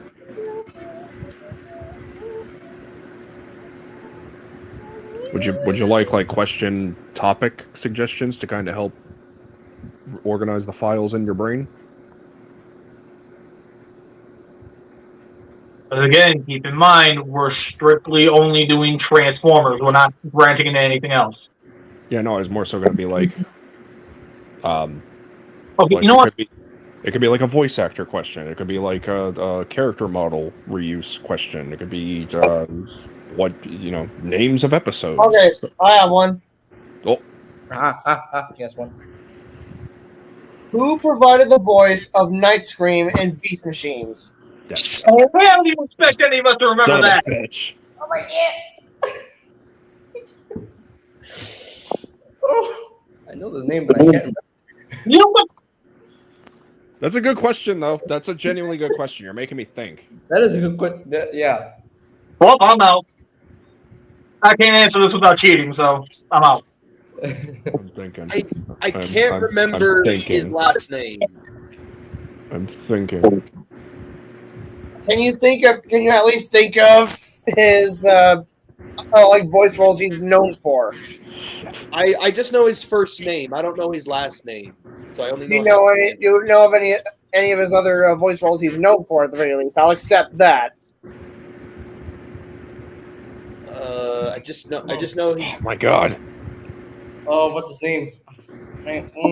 Do you want me to say his name? Just say his name. Is it? Yeah. Is it Alessandro? Yes. Alessandro I can't remember Giuliani. his last name. Alessandro Giuliani. Giuliani. I know this because in addition to watching the credits, he was also the voice of Toa Vakama in Bionicle 2 and 3. I Oh. haven't seen the Bionicle stuff in I don't remember. Oh, and I don't remember anything about the voice actors from Bionicle. he, for those who've watched Death Note, he was the voice of L. Yeah, no, definitely would never have remembered him. I never would have known that either. I've never seen Death Note. So, Rick, you now get to ask a question. Okay. I had a really good one. Now I'm forgetting it. Later, J Tank. That's it. Bye. Give me just 1 second. Ooh. No, that one's too easy. Anything to keep the game a going. I know. I'm just trying to think of something.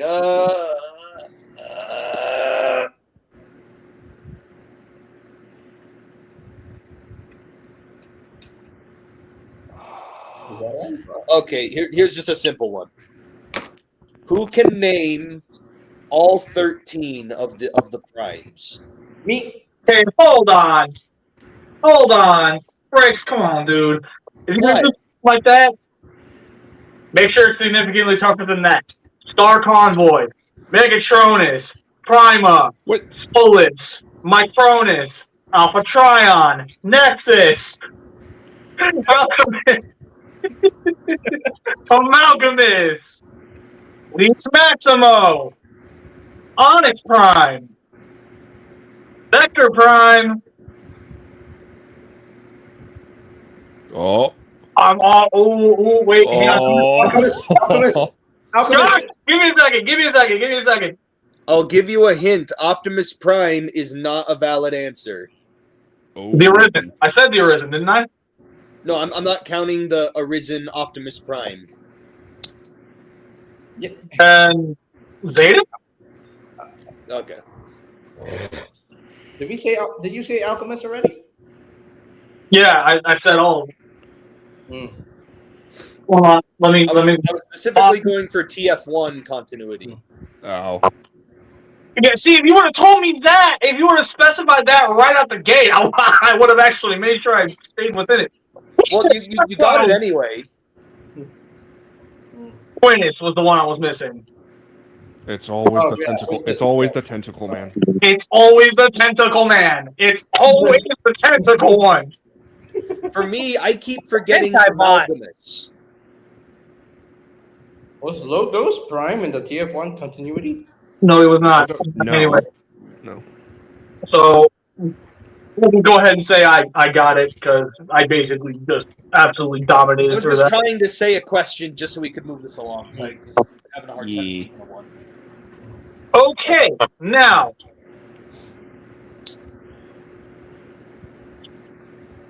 Okay. I realize how much of a jagoff I'm going to sound like when I say this. But this specific question, TFA is not allowed to jump in unless everyone else gets it wrong. Fair enough. The series that the question is based in is Transformers Cybertron. Okay. What is the actual name of the Beast Planet? Oh my gosh. On the tip of my tongue. Is it just the Jungle Planet? No. So you're out. No, it has a legitimate name. Who next? Hold on. I'm trying to remember.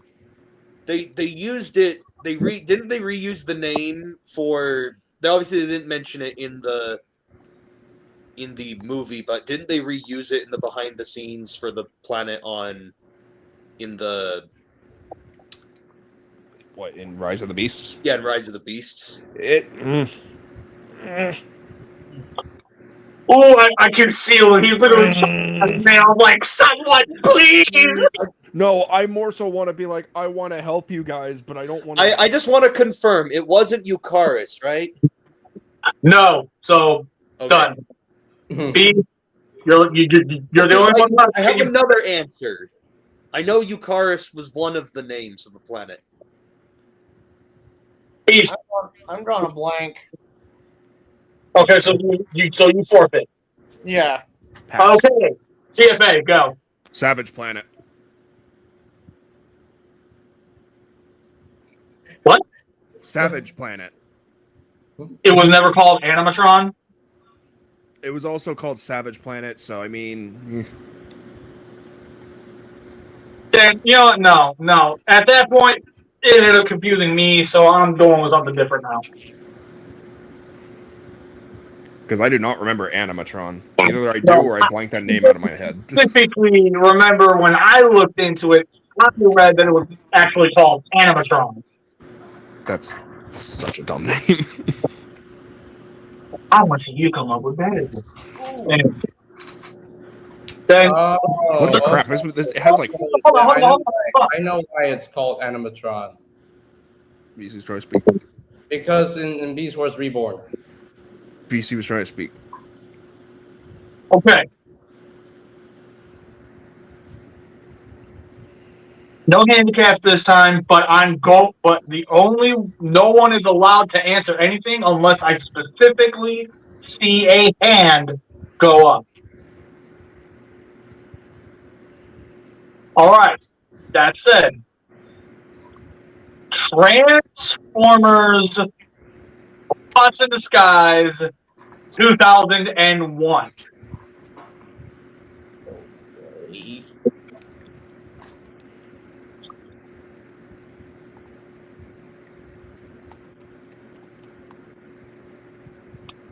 Give me a minute. I need to think on this one. Let him cook. Let him cook. What is the mode that Galvatron entered where he said verbatim, in my blank mode, I am indestructible? PFA, I saw his hand go up first. Iron Mammoth? There you go.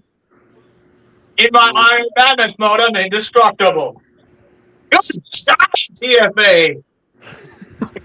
Thank you. All right, TFA, go ahead and ask the question again. Actually, I want to pass my opportunity to ask a question and throw it to Beast. Okay, Beast, ask the question.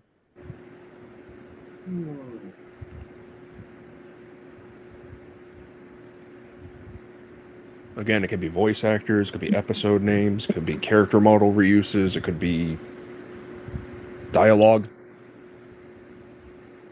I'm just trying to help organize the files in your brain. You might be distracting him further. Yeah, you're distracting me a little bit. I'm trying to think, and I'm like trying to think. Sorry. I thought I was trying to be helpful. I'm sorry. You're good. You're good. You mean well, but I'm like, my brain's like, what do I prioritize? Thinking or listening? Gotcha.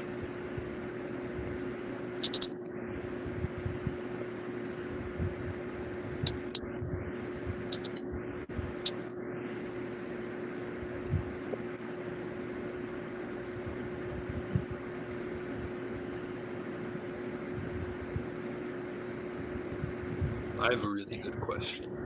I have yeah. I do have a suggestion for this game though, for the name.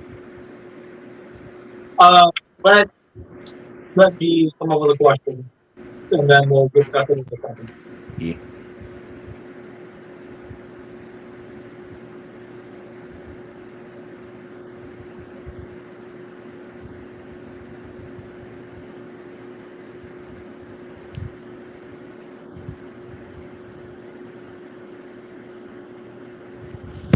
I have one. It's from Transformers Prime. From Transformers Prime Season 3. What did Miko say when Wheeljack and Bulkhead blew up the Energon mine Predaking was caught in? Oh! Yeah, nope. JJ's hand went up first. He gets the answer. Did she say a dragon? When did Kaz get a dragon? That was before. They blew up the mine. TFA. Snuff the tragic dragon. Boom! Okay. Good job, TFA. Now you've been answering most of the questions. You're passing. I'm going to keep passing. And that's, yeah. JJ, you haven't asked a lot of questions, have you? I pass thy privilege onto you. Okay. really think on this one. That means a lot of things out of context. That means two things. Finally, I said my thing. That also means two things. God damn it! Just keep digging yourself a deeper hole. Yeah, I already got 1 foot in the grave. What's another? Okay, so oh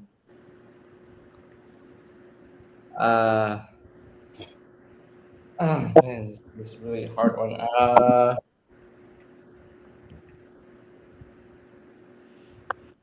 This is going to be a question from the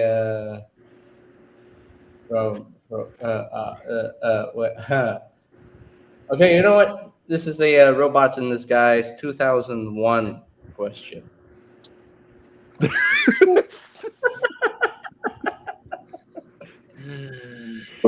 He burnt up as bad as the Roadrunner.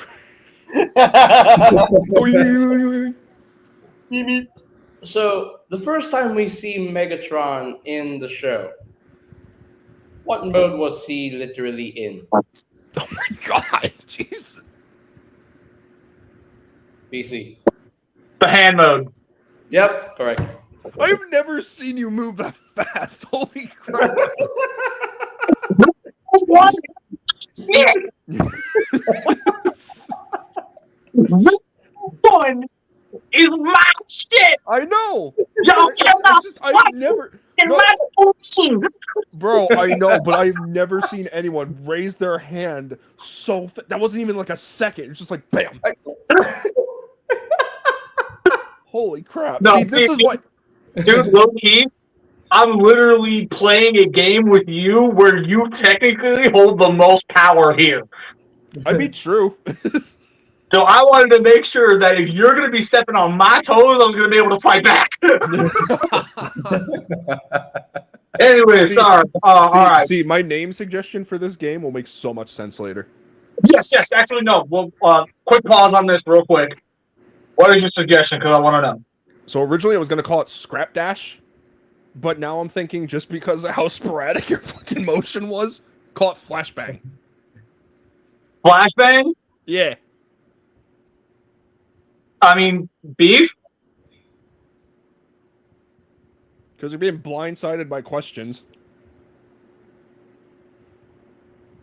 Flashbang trivia. Yeah. There we go. There it is. So that's the name of the new segment. Flashbang Trivia. Yeah, if I can even say it. Flashbang Trivia. You're welcome. I'm happy to help. There's where the thumbs up. Very much. Now, that said, my turn to ask another question. Am I going to ask one or am I going to pass? Yeah, that's something else. Sorry. I was just going to say, that's something else that we should implement as like a factor into the game. Like, we don't always have to ask a question. We can pass it to... Yeah, but we're still kind of working out the kinks. I'm going to talk with him later to see how we can make this a little smoother. Yeah. I think it's still good so far. I'm having fun. That said, though, Bees, you struck gold with this. Hats for bees. Okay. Wrong way. No. No touchy. No touchy. No touchy. No touchy. Wait, who are you? Cusco? The leaders are fighting. All right. Ask or pass.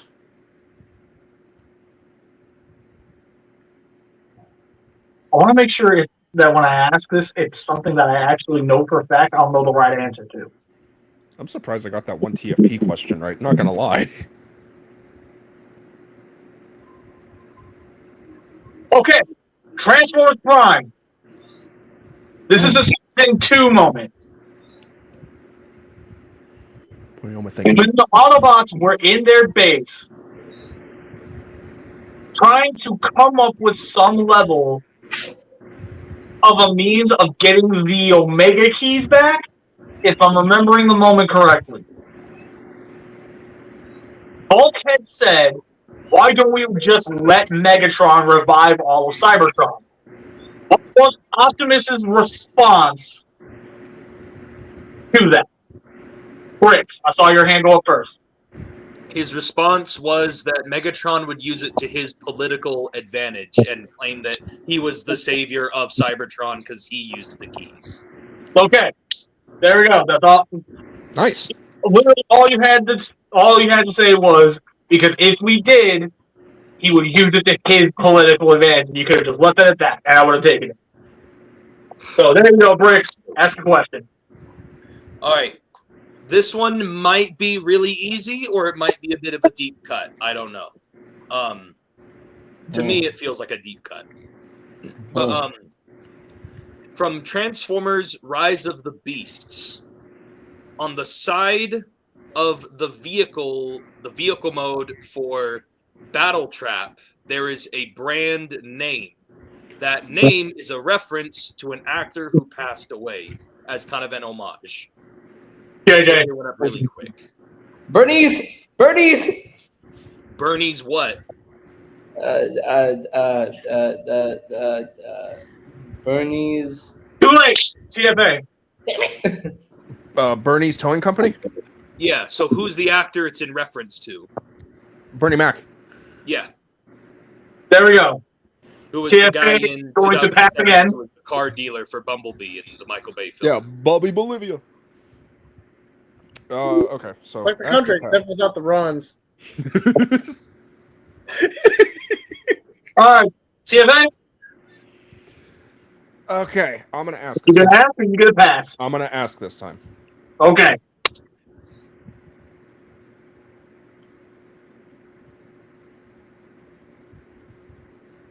Got it. This is a voice actor question, and it's from. It's not. Well, no, it is before or it is after G1, so still within the guidelines. So Beast Wars onward. Between the two leader voice actors from Beast Wars and the Unicron trilogy, which voice actor has been known to come back more in future Transformers media? BC went up first. David K.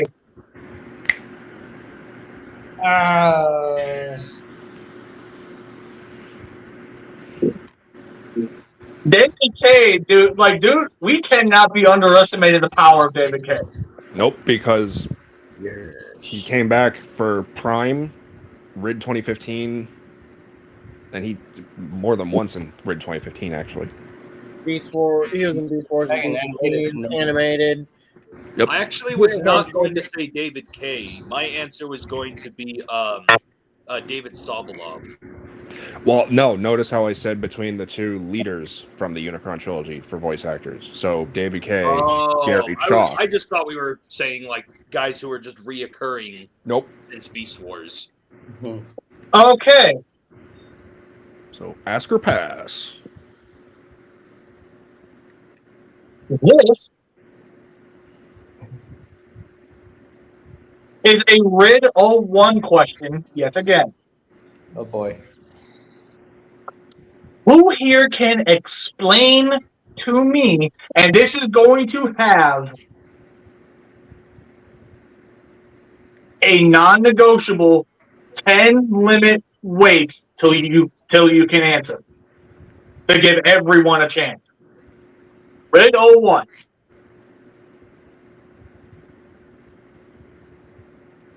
What was the exact events that led to the birth of Scourge?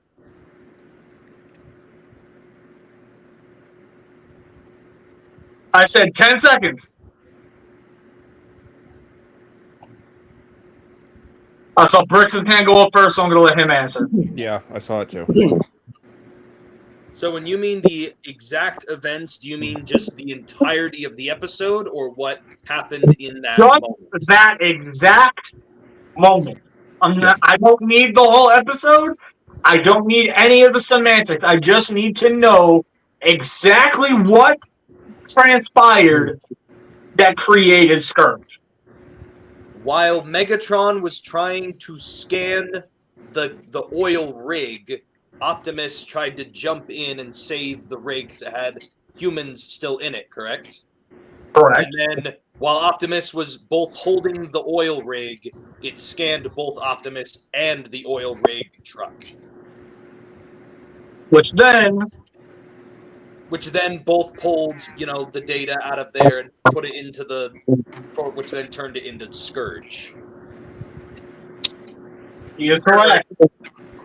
Nice. Very nice. That's one of the few RID things I actually still remember. I haven't seen it in so long. I've only watched I've seen it in ages myself, so the fact that I'm still getting these questions as correct as I am, pat your boy on the back. All right, Bricks, ask or pass. I'm gonna ask.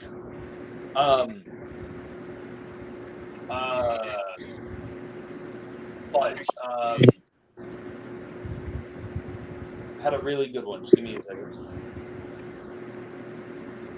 Is it boy related?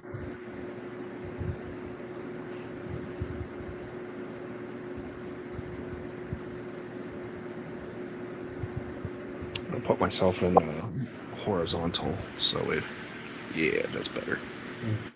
In the Bumblebee movie, Bumblebee movie.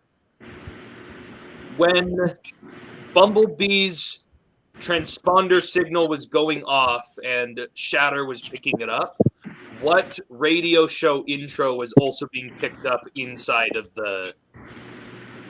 on the radio signal? the Cheers theme. There you go. Wasn't a radio show, it was a sitcom, Well, but yeah. I meant yeah. on the radio. It was being presented on the radio like it was a radio show. Yeah, I got you. Because it was on B's radio. So, pass. I thought of a really good question, but it's a G1 question. It's Beast Wars after, so I got to rethink. Okay, answer me this then. Are you going to ask or are you going to pass? I'm going to ask. Okay. And I kept thinking of G1 questions all the time, and I'm like, well, not everyone's as interested in G1 like I am. I felt kind of bad about asking the micro. The only thing G1 related I watched is 1986 movie. That's it. Well, like, because one of the questions I was going to ask was like, who was the Autobot that ran into DevCon in the original episode? Yo, my boy. Wait, so you watched the entire you talking about the Japanese dub or the English dub? All Robots is the Japanese dub. Yes. Yeah, because I want to make sure. Yeah, I figured as much because because in the States it's called Transformers: Robots in the Sky. So I wanted to make sure. Sometimes people don't specify which dub, and they just say, "Hey," like for example, "Hey, I watched Digimon Adventure." When Digimon Adventure is what it's called in Japan, and that's the Japanese dub. Whereas they could literally be talking about the English dub, and you don't know specifically. So anyway, yes, TFA. I was about to say you're gonna ask a question. Yeah, I'm thinking of Why don't you one. ask a question? Go do the dishes.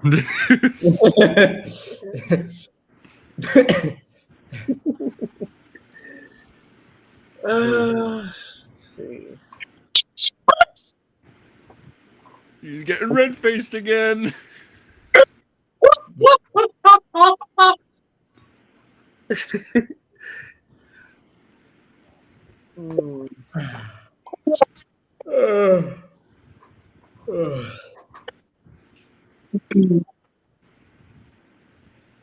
Tired.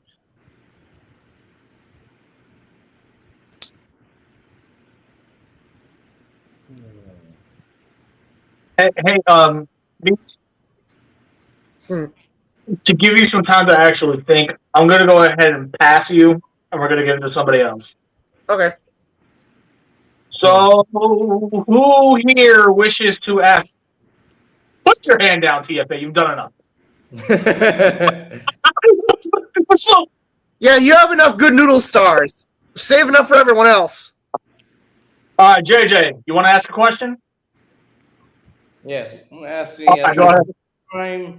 Transformers Prime Season 3 question. Beast Hunters, let's go. I'm gonna ask you this, and I really hope someone knows the answer. How did Predaking learn to transform into robot mode? Bricks. Yeah, Bricks, go.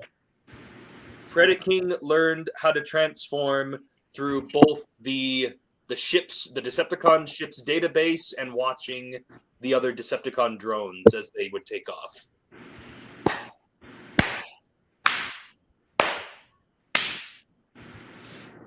All right, Bricks. You're next. Ask or pass. I am only passing it to someone else because I'm really trying to come up with like a really good one that'll stump you guys. Okay, BC. I'll pass it to BC. So give me a second so I can think of one. I have like 10 different questions in my head. That's why I'm kind of like... All right. So, it's me, so... Robots in Disguise, 2001. What is the vehicle that had the Predacon, the Decepticons, and the Autobots all 100% convinced they were Cybertronian? TFA. If memory serves correctly, wasn't it the old steam locomotive? My boy! My boy! All right. I'm asking. I got one, and it's going to be a shocker because it's a Riddle 1 question.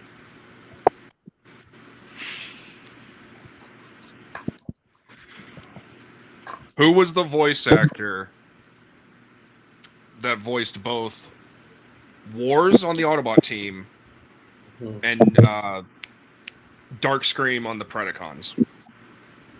Wait, who? Who was the voice actor in Riddle 1? Actually, let me rephrase that. Who was the voice actor from Riddle 1 that later voiced in TFP that voiced Darkscream from the Predacons and Wars from the Autobots? Bees. Steve Bloom? Bingo. Okay, I finally thought of a question. So does that mean I got to go twice, or how does that work? Well, you got passed to somewhat. Yeah, BC so I can have time to think. Yeah, so, I mean, how are we doing that? Do you want to try asking now, or do you want to pass? I got one. Okay. Right, Okay, in the Beast Wars Season 1 episode, Dark Designs, how did Rhinox describe what it was like being a Predacon? The exact words. Oh, Acer would be chomping at the bit right now. I'm tapping out. I forgot. I'm tapping out. I'm already excluded. Good luck, guys.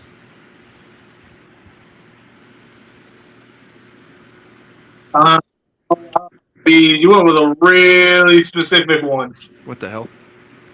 What the hell? Where'd Bricks go? Rex, where'd you go? Bricks, you dead? Bricks, come back. You can blame it all on me. Bricks and Miss, come back. You can blame it all on me. I just made the same show. You gotta be kidding me. All right, get down there. I had the answer and it freaking something like kicked me from Oh, did StreamYard doesn't boot you? want me to win. Wait, did StreamYard boot you? I don't know what happened. I had that happen too. You ain't But I allowed. had the answer too. Bricks, what was the answer? Wasn't it like he said it was like having 3 gigabytes of anger and attitude on a 2 gigabyte drive? Yes. Good It job. was. Good Alright. shit, dude. Yay! I love Beast Wars. All right. Bricks, go ahead. I don't know if this is actually going to I don't know if this is actually going to be that hard of a question or not, but in Transformers Animated, when the show was initially being conceived before it released, the cast was going to look a lot different. Who were the main cast of Autobots originally going to be? Are you going to accept at least one? There's 2 answers I'm looking for. Because the only ones that were unchanged were Optimus Prime and Prowl. Okay.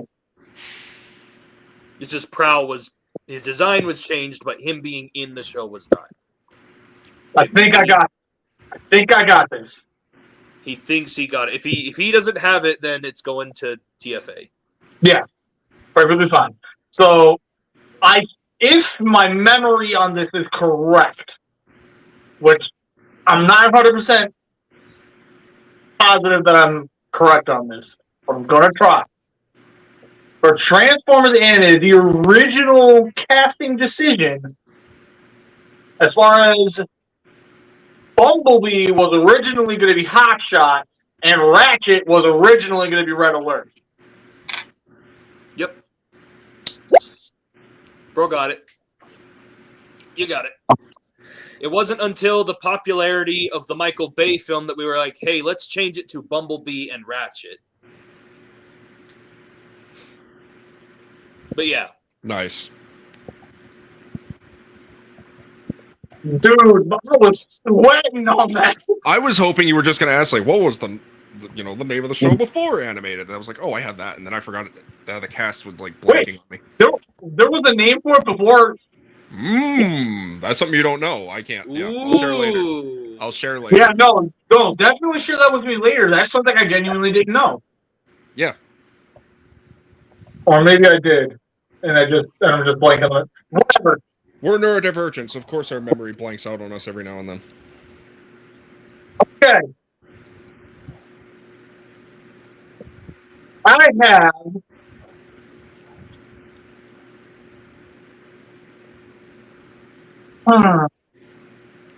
Oh.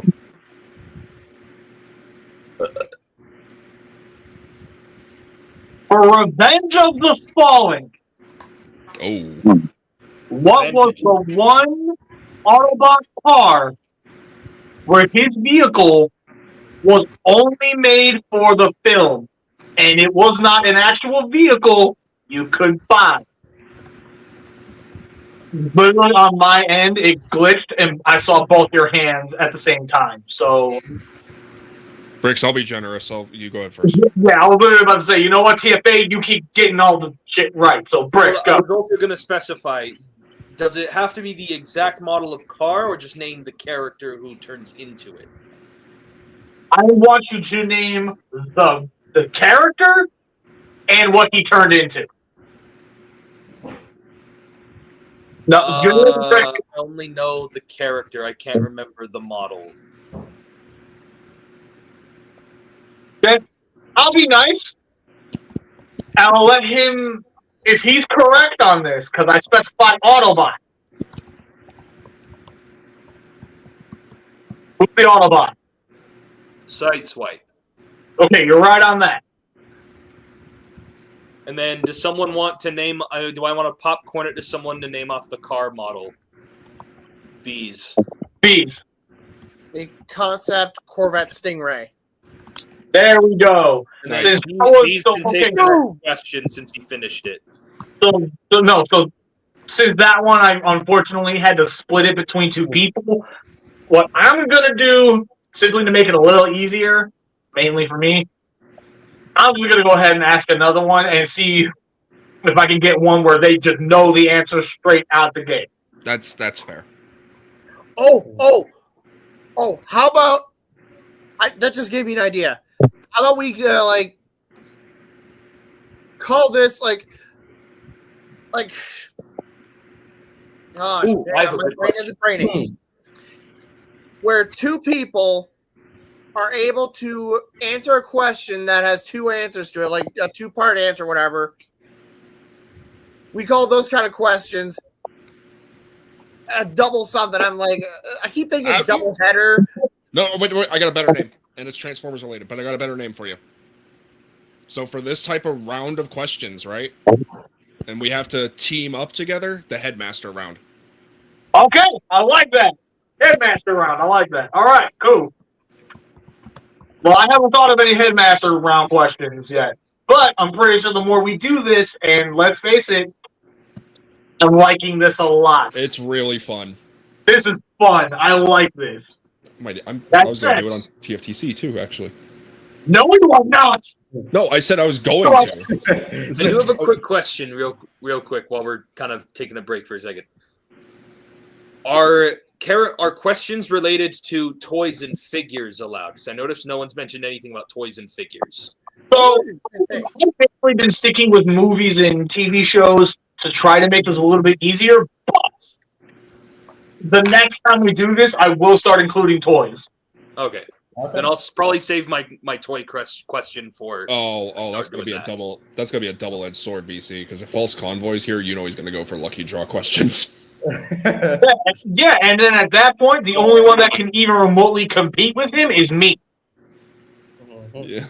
And at that point, that's not fair. So I'm gonna have to make it abundantly clear to him: if we're gonna do toys, you're banned from asking lucky draw questions. Like flat out banned. Yeah. Sorry, but I love you. That's it. Okay. I can't how mean this is gonna sound, but for this one specifically, I am outright banning TFA from answering it. Period. Come on, man. Oh no. Let me guess. The answer's tidal wave. I'm just kidding. This is a Transformers 2007. I'm ready. Oh.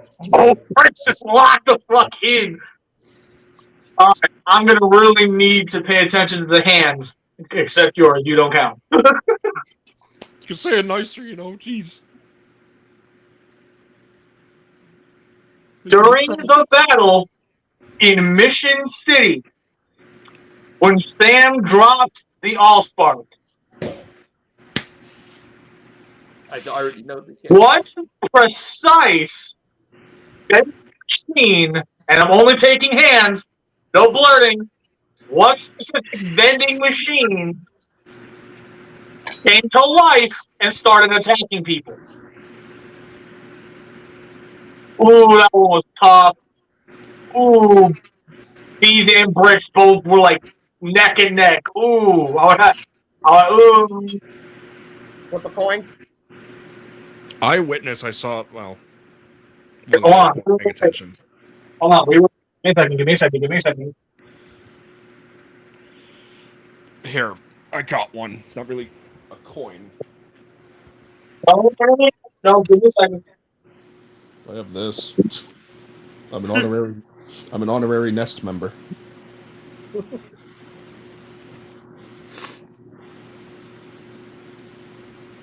I was Okay, let me literally. see. I was Is it two literally. different sides? Yeah, it's blank. So Okay. heads, tails. Okay, so heads will be bricks, tails will be bees. All right, flipping now. Now, Let me redo that because we paused there. Okay, flipping now. It's on heads. Okay, the answer to the question is it's a Mountain Dew vending machine who was known as Dispensor. BC, this is for you, bastard. I knew the moment I asked that question, there wasn't even good. Like, it was going to be instant transmission. TFA would have been like right the fuck next to me. I mean, Like, yeah, I like, do like literally, my mom. this is exactly how it would have gone. I would have been like, okay, so in the battle for Mission City. I'm just a really big nerd for the Michael Bay stuff, so like. How did you get here? I love my Mountain Dew. Finish. No, he'd be like, finish the question. No, I wouldn't. I'm just really into the Michael Bay stuff, so like I I just really like Mountain Dew. All right. Fair. All right. So Bricks Ask or pass. got it. So Bricks gets to after pass. I am going to ask, and I am going to ask about.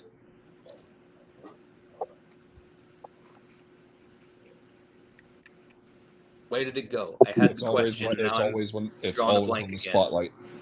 Sorry, I know it's always- exactly. Always when the spotlight's on you.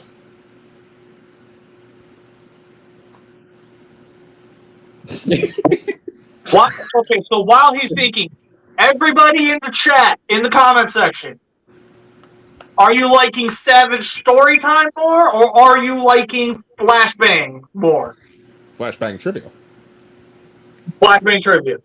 Yeah, Flashbang Trivia. Yeah. This is all up to the comment section. If you guys like Flashbang Trivia more, then this is what we're going to go with. At least until Scrap Battle comes back. Yeah, this is fun. Yeah, that's fun. Reminds me of Guess That Transformer on TFTC. Hang on. I just need to says double check and make flashbang all sure the I have way. my information right. Always good to check your sources. It's a Transformers Prime question. Okay. Okay.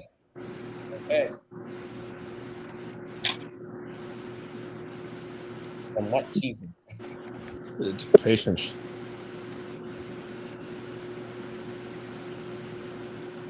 Give me 1 second. Okay, I have a more concrete answer now. Now, this is a broad question for the series as a whole. Okay. Okay. How much money did it cost to produce a single episode of Transformers Prime? Holy crap, See? dude. What? Wait. No, For never a mind. single episode of Prime, how much did it cost? I'll give you a hint. The main reason the show got canceled was because of how expensive it was, and it wasn't returning on toy sales. The toy sales weren't matching how much it was costing to produce the show.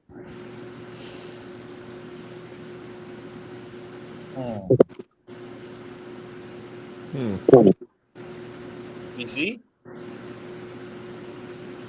I feel like I'm going to get this wrong. Just So give just- out your best answer. I want to see if everyone will have a shot at answering this. 300 million. No. I shot too high, didn't I? You shot too high for a single episode. This is just a single episode. Oh, singular. Okay, no, then no. Hold on. Wait. But again, because the amount of episodes for the entirety of the show should give a better idea of how much it is per episode. I'm gonna take a rough guess. It's about Well, no, Jade. Still BC. Pay attention. Okay. No cheating. Don't look this up. No looking it up. Honestly, the fact that you had to look it up to make sure you had a concrete answer, I'm half tempted to ban this question. Like, I'm not going to be a dick. I already had the number in my head. I just wanted to make sure I wasn't going to spit out some fake answer.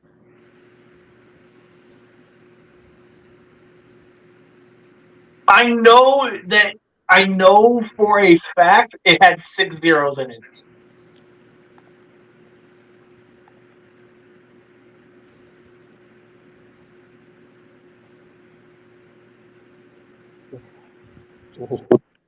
Three?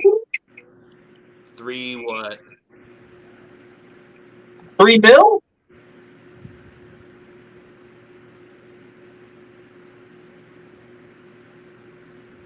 No.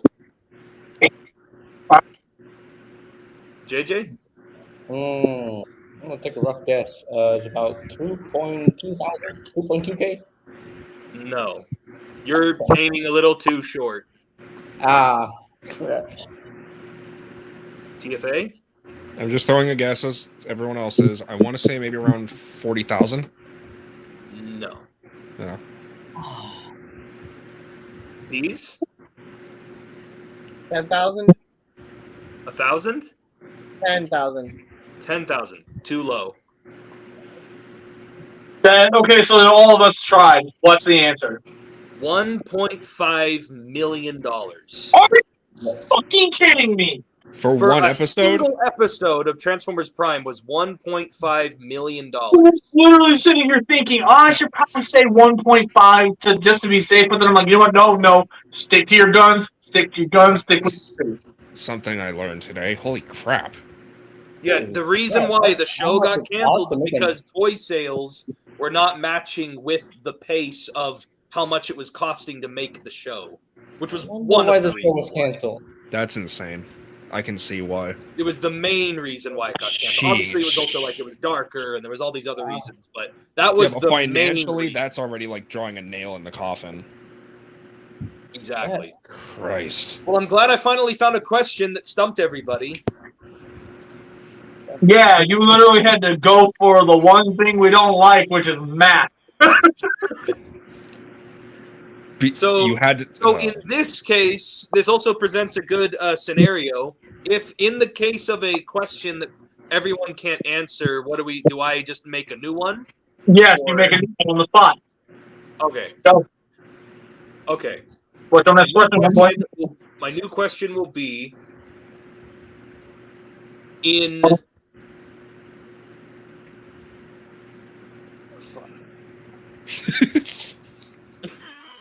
I just realized that one's way too easy. At this rate, I think it's just to keep the game going. Sometimes simple questions are good. Here's a good one.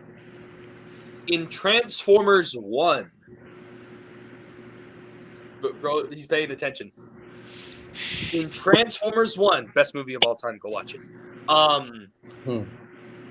For the Iacon 5000, there were many names across the entire board and everything. But who was... So, Chromia was the one who won the race, right? Yes. Who was originally supposed to win the race until they changed it to Chromia? BC went very quick. I apologize to you. Mirage. Correct. Don't apologize. It's part of the game. Okay.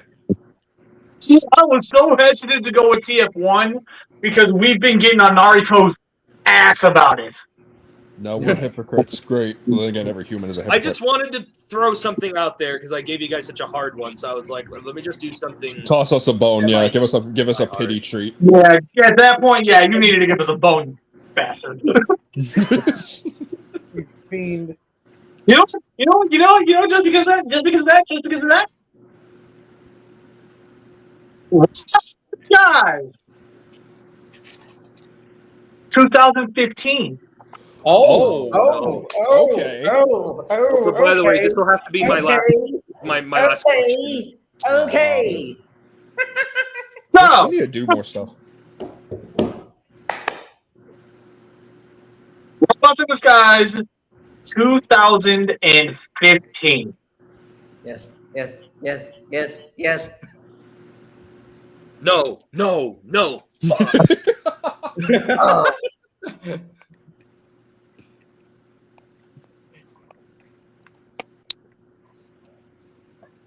What was the name of the specific Transformer race that Underbite was supposed to be? TFA. Chompozoid. I don't remember that at all. Chompozoid. Yeah, that's when they started throwing in the kitty type species stuff. Subspecies. All right. We're talking about the Deceptifurries? Alright, so unfortunately Brick has to go, right? No. Yes, I do have an idea for a question. I'm gonna leave it in the private chat, and I'm. So, You know what? In honor of your departure, I will ask that. Well, I'll leave it in the private chat. So everyone ignore private chat except TFA. Yeah. Also, Bricks, you and I, we need to do stuff, dude. I know.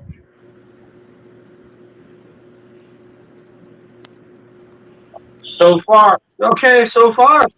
Yeah. I'm starting to think Flashbang Trivia is the winner. This is a lot of fun. Yeah. Do you It's like a the di- question, TFA? Yeah, it's a good one. Okay. I'll do it. I don't mind So TFA, bye, bro. that. All right. Take care, Bricks. Have a nice night. Take care, Bricks.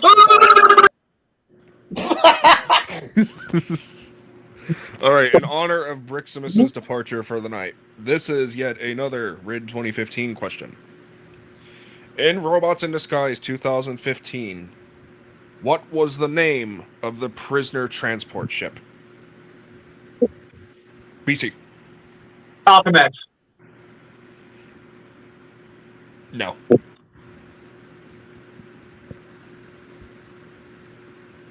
Anyone else? I'm out. All right. You guys are stumped? Okay. You were close. Alchemore. Alchemore, okay. All right, then. So I guess I get to double dip. Or Yeah. yes, or actually, you know what? You Thought of keep another. going. No, You I thought of keep- another one. What? You keep dipping until someone finally gets one. Yeah, that's yeah. But I thought of a name or a way for that to for a name for this as well. Kind of how each one has a segment. So I Okay. basically get to power link. And then we can actually tally how long your power link actually lasts. Basically, consider it a reward where if you get the power link, how long do you hold it for? And it's basically totaled up by how many questions you stump the panel with. Something like that. I was just more so being like, if we have to double dip, that's referred to as a power link, or if we stump, yeah, kind of similar basis, but yeah. Look at me coming up with all these names. Okay, let's go ahead and take a trip back to. And I don't see bees right now, so I don't think he's No. playing for a second. Intermission. Yeah, quick intermission. As much as I love doing this, and believe I really like this. This is fun. I do want to try to wrap it up a little bit so we can start getting to the after party, so that I can actually go into what the next topic is going to be. Yeah. So said, as soon as we hit the 3-hour mark, we're going to go ahead and call it.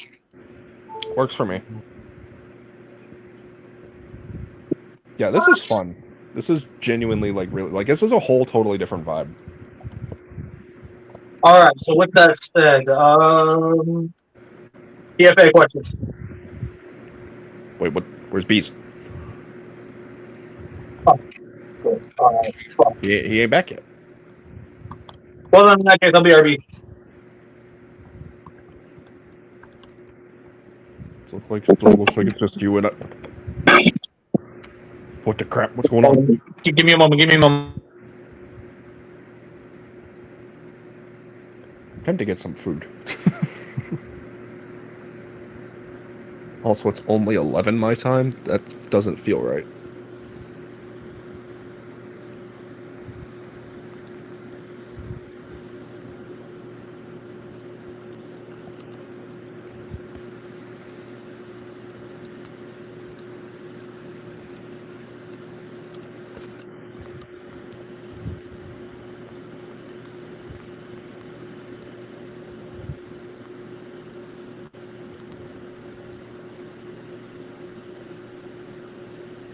JJ, you're awfully quiet. Yeah, sorry. Thank you. There's something. So how's it feel to be a colonel, Colonel? Feels good to be a leader.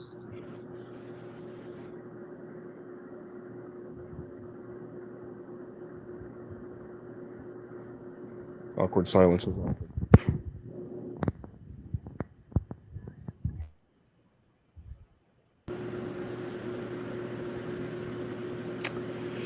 You know what? Screw it. I'm gonna get some food. Doing something. No.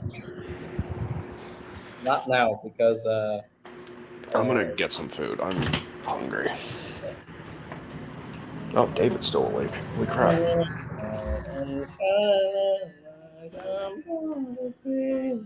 Oh, so how about them new reveals? Oh, wait, no, that's more of an after party thing. Never mind. That's not fair. Already in the after party? No. I said that's more of an after party thing, and I don't want to talk about that stuff until BC and B's are here. I have a cupcake. I forgot about that. Oh, sprinkles.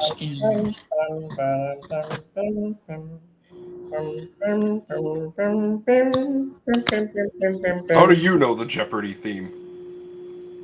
Because someone hummed it earlier. Wait, hold on. Actual question, because I don't know how other countries are with TV shows and such. Do you guys get Jeopardy? No, but I do watch Family Feud on YouTube a lot. With Steve Harvey or someone else? Steve Harvey, he's the main host. Hell yeah. I love him. I love him. So funny. Hilarious. He's funny. So funny. So the way he reacts to stupid answers. I'm really glad I didn't eat this cupcake yet. Now I have a snack. Oh, you have a snack? No, bro, I'm starving. Like, I had dinner, but I'm still hungry. You're starving, I see. That gives me an idea for a question. What is your idea? I'm not going to tell you right now. That's not fair. What's the question? No. You don't get early privilege because now all of a sudden you're a lead and you're the only one here. That's not fair. Hey. Hi, Gypsy. Yeah, you smell the cupcake. No, you're not getting the cupcake. My cup.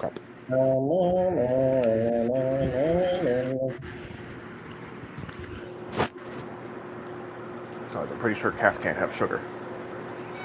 Right.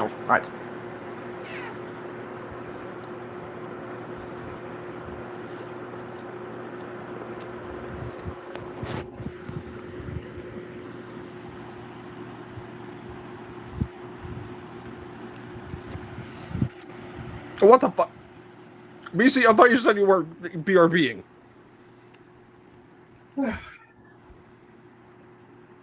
I'm back. Oh. I needed a potty break. Oh, you took a Jacksepticeye pee break. I what?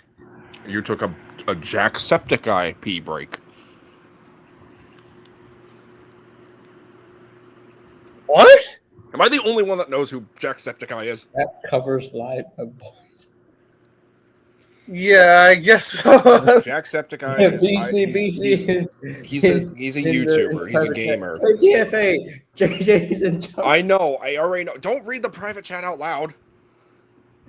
Now I'm in charge. So anyway, TFA, what were you saying? Is there nothing sacred in this world? Anyway, I was saying, I said you took a Jacksepticeye pee break because Jacksepticeye, he's one of YouTube's like most popular gamers. And when he did Undertale, like when he played the game Undertale, he is notoriously known for taking like a almost 10-minute long pee break while he was recording. Okay, So I'm sorry for the TMI alert. I had to go drop the kids off at the pool.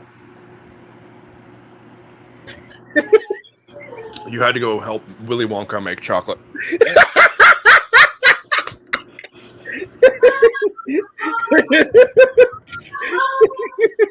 I had to make an Alan art.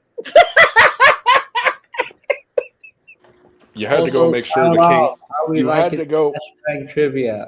We're liking it really good. God damn it.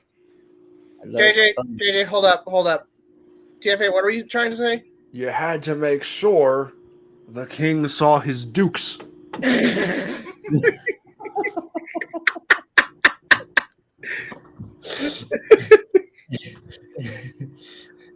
I had to make sure the king sat on the throne to see his dukes.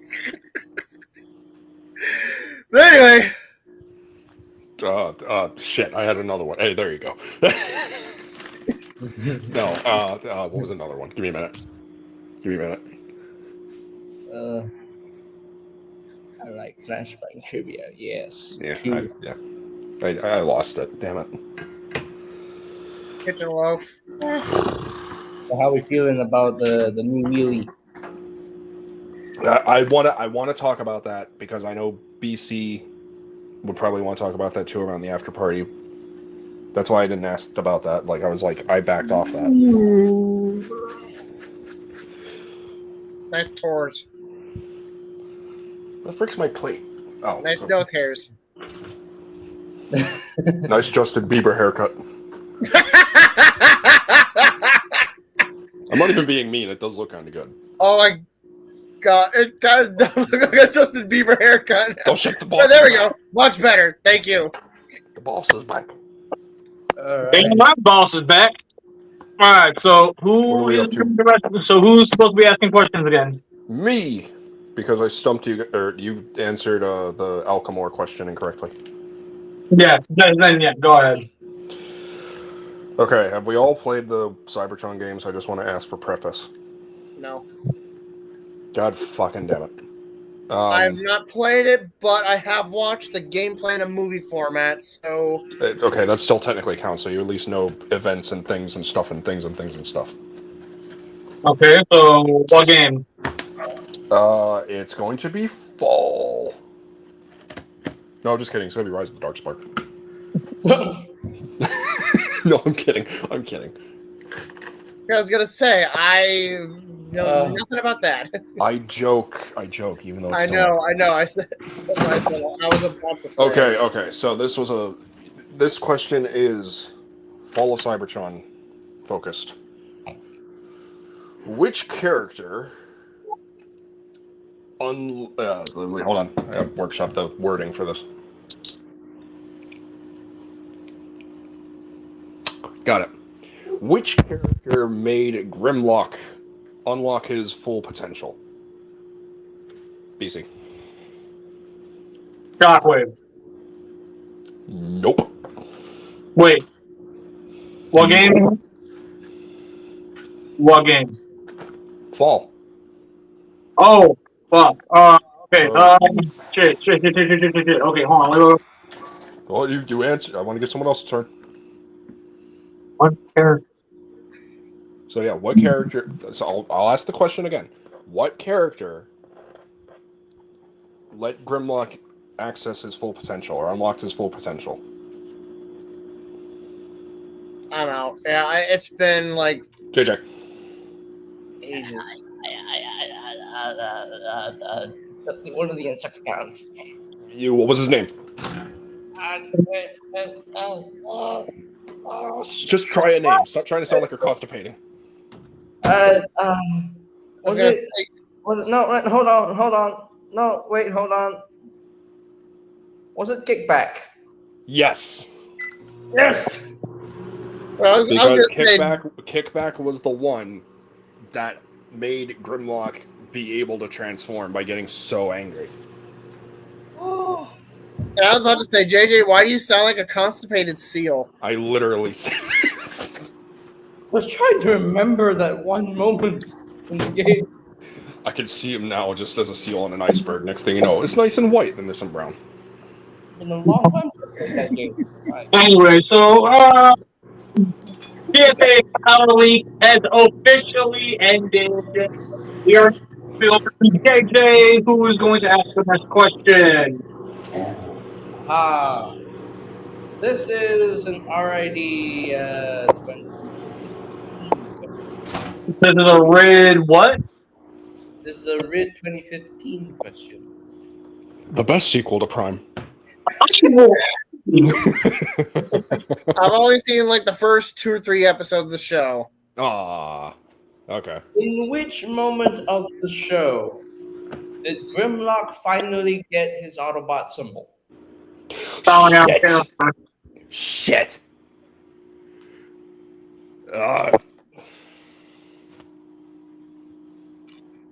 No, my hand went up first. Don't you dare. Hi, T. I don't remember the exact moment, but I do know it's the episode where they finally did look into why Grimlock was on the Alchemore, and it turns out the only reason why was because he was just being Grimlock.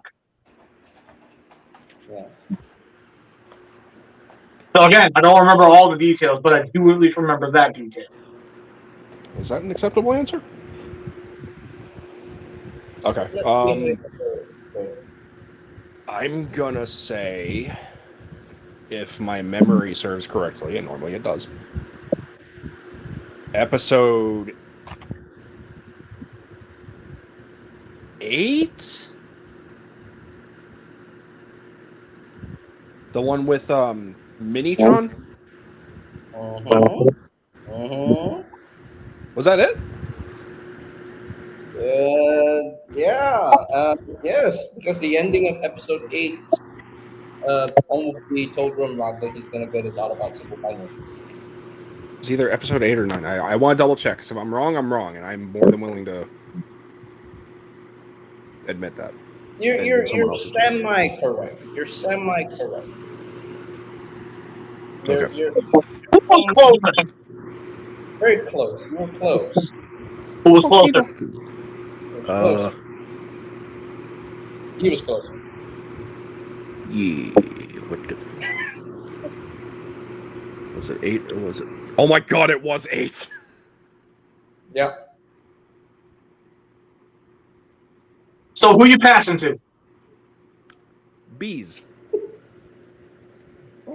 Because, yeah. Oh shit! Hot pizza.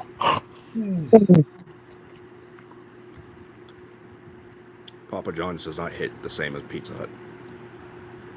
My boy. Gross.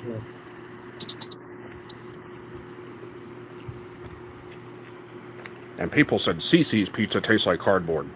What's Papa John's excuse?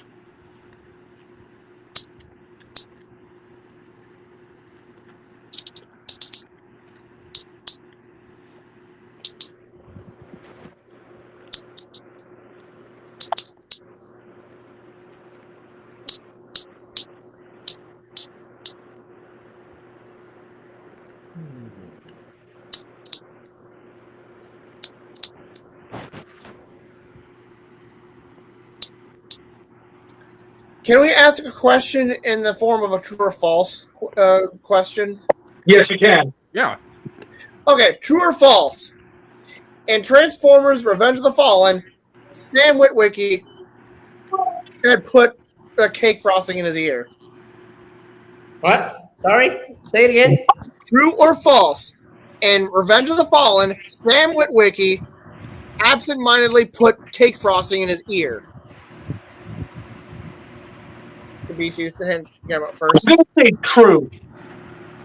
Yep. Yes, it was true. Correct. Yeah. Yes. I remember now.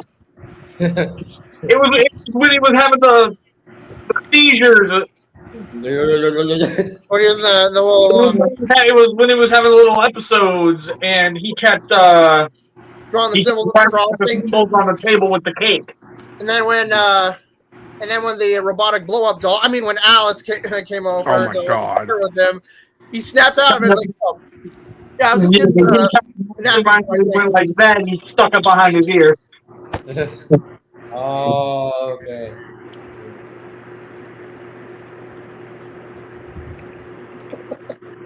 All right.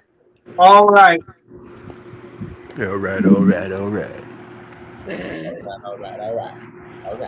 Okay.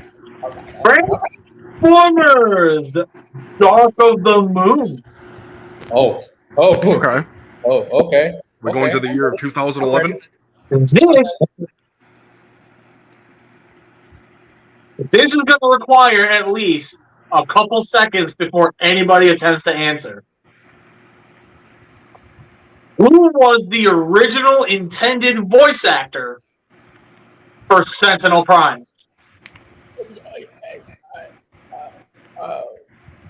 Because I can promise you, unless I recently told you, I know you're wrong.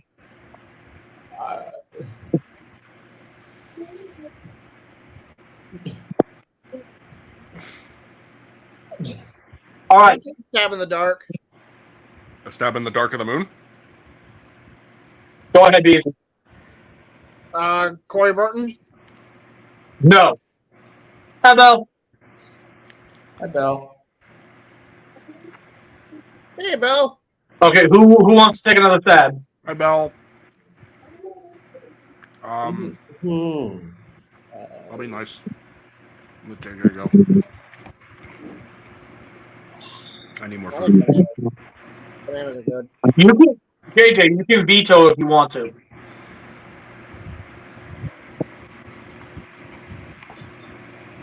I really want to say.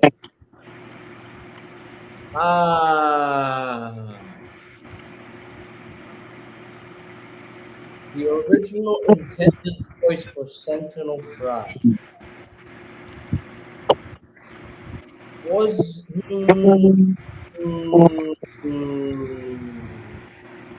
David Cage. No. Dang it! DFA. I can't remember the name, but I know he was another celebrity. Am I correct?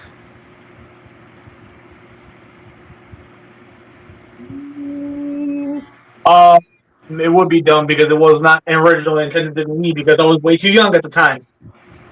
Anyways, who is thinking it is? Just say the name. That's what I asked. It was another celebrity, correct? Because I can't remember the name. It was another celebrity, yes. Fuck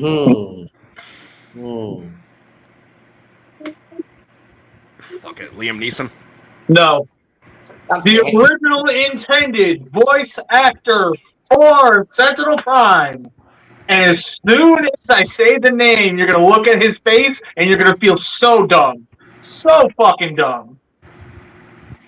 The original intended voice actor was actually going to be Sean Connery. And that's why mine it blanked, because I don't remember Sean Connery that well. Well, you got a power link now. You have a mini-con partner, so. All right. All right. I need more pizza. Transformers 2007. Okay. Okay. The voice actor for Jax. Oh, damn it. What was the TV show that launched his career? I'm out. I don't. What was his name? What was the voice actor?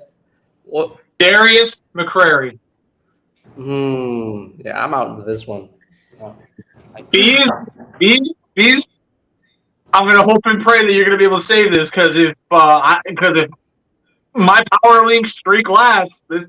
I don't know. I'm gonna take a stab in the dark and say the Bill Cosby Show. No. So the show that gave Darius McCrary his career before he became Jazz in 2007 was called Family Matters, starring Jolene White as Steve Urkel. Huh. I never knew that. Oh, well, learned something today. Yeah. Okay, all right. Yeah, I knew it was a sitcom from around that era, but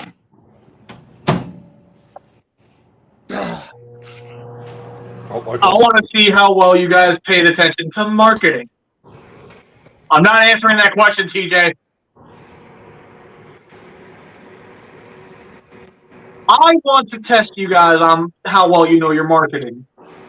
Let's talk the Prime Wars trilogy.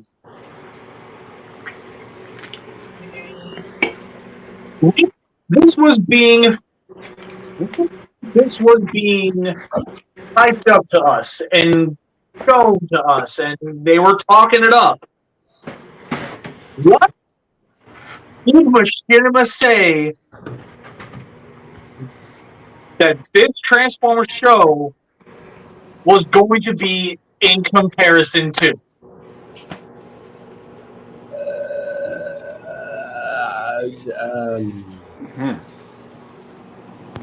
Interesting.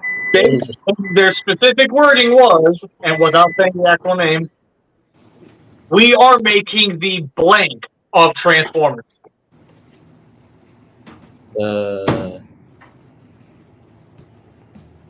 Shit. Oh man, I don't know what. Oh, Great God. making the blank of the Transformers. Are y'all about out or I'm out. I'm already. I'm out. I'm out. I don't know. Beast? I'm gonna brainstorm a little bit. Well, don't take too long because we are only 5 minutes. The pressure's on. So when it's about to end, it's the lightning round. There has to be a The better name. Star Wars of Transformers? No. Damn it! The correct answer is they hyped this up to be the Game of Thrones of Transformers. Ew. What? Ew. All of Transformers? Wait, so What? So there's going to be dragons and incest? I mean, Megatronus and Solus Prime. I'm not putting that down. All right. You say lightning round. Let's say quick strike round. Is there gonna be a last question or something? Quick strike what? The quick strike round. Yeah, I don't like that one as much. Man, light speed, because Technobot. Let's just... Okay. I'm trying to help, damn it. All right, let's think. Last question. We'll workshop it later. All right. One more question.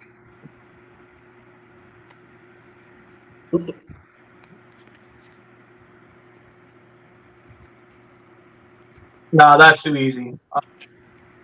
That's right, we only have... I like that. Roll out round. Yeah. The tidal wave. No. No, I'm joking. I didn't even hear what the rollout round. Yeah. Yeah, that yeah, I like that too.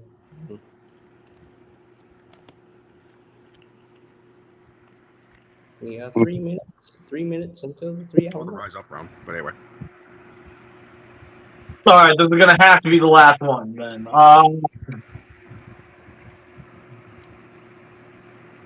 You guys aren't up on your Japanese stuff, so I can't do that. Yeah. Not yet. No, not everybody here is up on the Japanese. No. My knowledge of Japanese G1 is basically bits and bobs that you hear from other people, and the first 2 or 3 episodes of Beast Wars the second.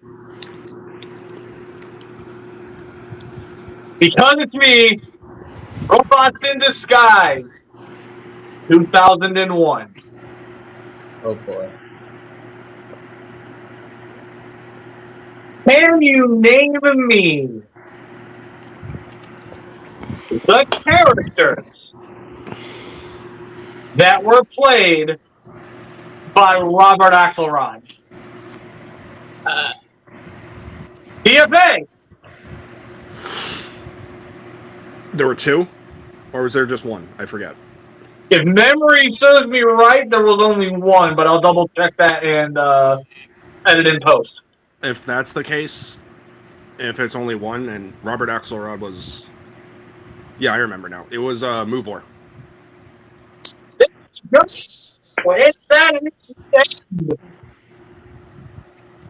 That is the end of the very first Flashbang trivia session for Scrapyard. I had fun. I really did all of these. This was fun. This was really, really fun. That's a brainchild of mine. But at the same time, I'm letting the comment section be the ones to decide what they enjoyed more. You know, I thought of another little factor to this game, like a little step, like who could win them. Tell me later, because we are officially now in the after party. So, un momento. Well, in the next 10 seconds, we'll be. Hi, Naruto. Oh, how we Naruto. Naruto finally joins. After 3 hours, Naruto. Man, people got lives. I Naruto. wish I had one. Naruto, you joined the stream after 3 hours? Really? Shove things up your hole. Anyway. Bro doesn't know the Hi, conception. Spunky One. You overslept? And I meant to acknowledge Bell a better ago. Like, why'd you say bananas? Are you craving bananas? You know why you overslept, Naruto? Because you have a monkey butt as well. I don't know why Anyway. bananas, but it's funny. Anyway, yeah, like I saw them like bananas. Why bananas? Hey, I like bananas. Bananas. Well, look who decided to join up. What the hi? Hello, gentlemen. Hello, folks. What the Love how right when we finally end Flashbang Trivia is when you show up. Yeah. I hopped on my phone. I saw you sent me a link. I went on YouTube, saw you were entering the after party, went literally flawless, and then joined. So, ho, you open banana. What? I think I think they're trying to ask, how do you open banana? Why should we have this conversation in the... Because Bell. I was acknowledging what Bell had said about mentioning asked. bananas. Well asked. I don't know if anybody heard me because people are talking over me. Anyways. So after party time.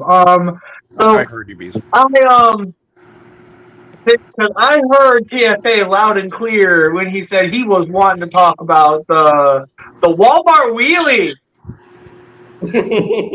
Yeah. So can y'all give me just a couple minutes with him? You gonna doubt me again?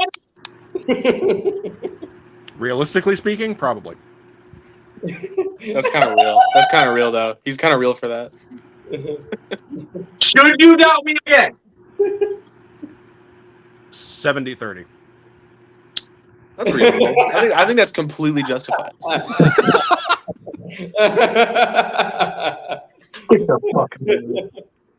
So anyway, so not only was I right about the wheelie, I was also right about the Outback. Rocky. I swore up and down the wheelie was going to be a new mold, and that the Brawn was going to be a heavy retool. I said that flat out.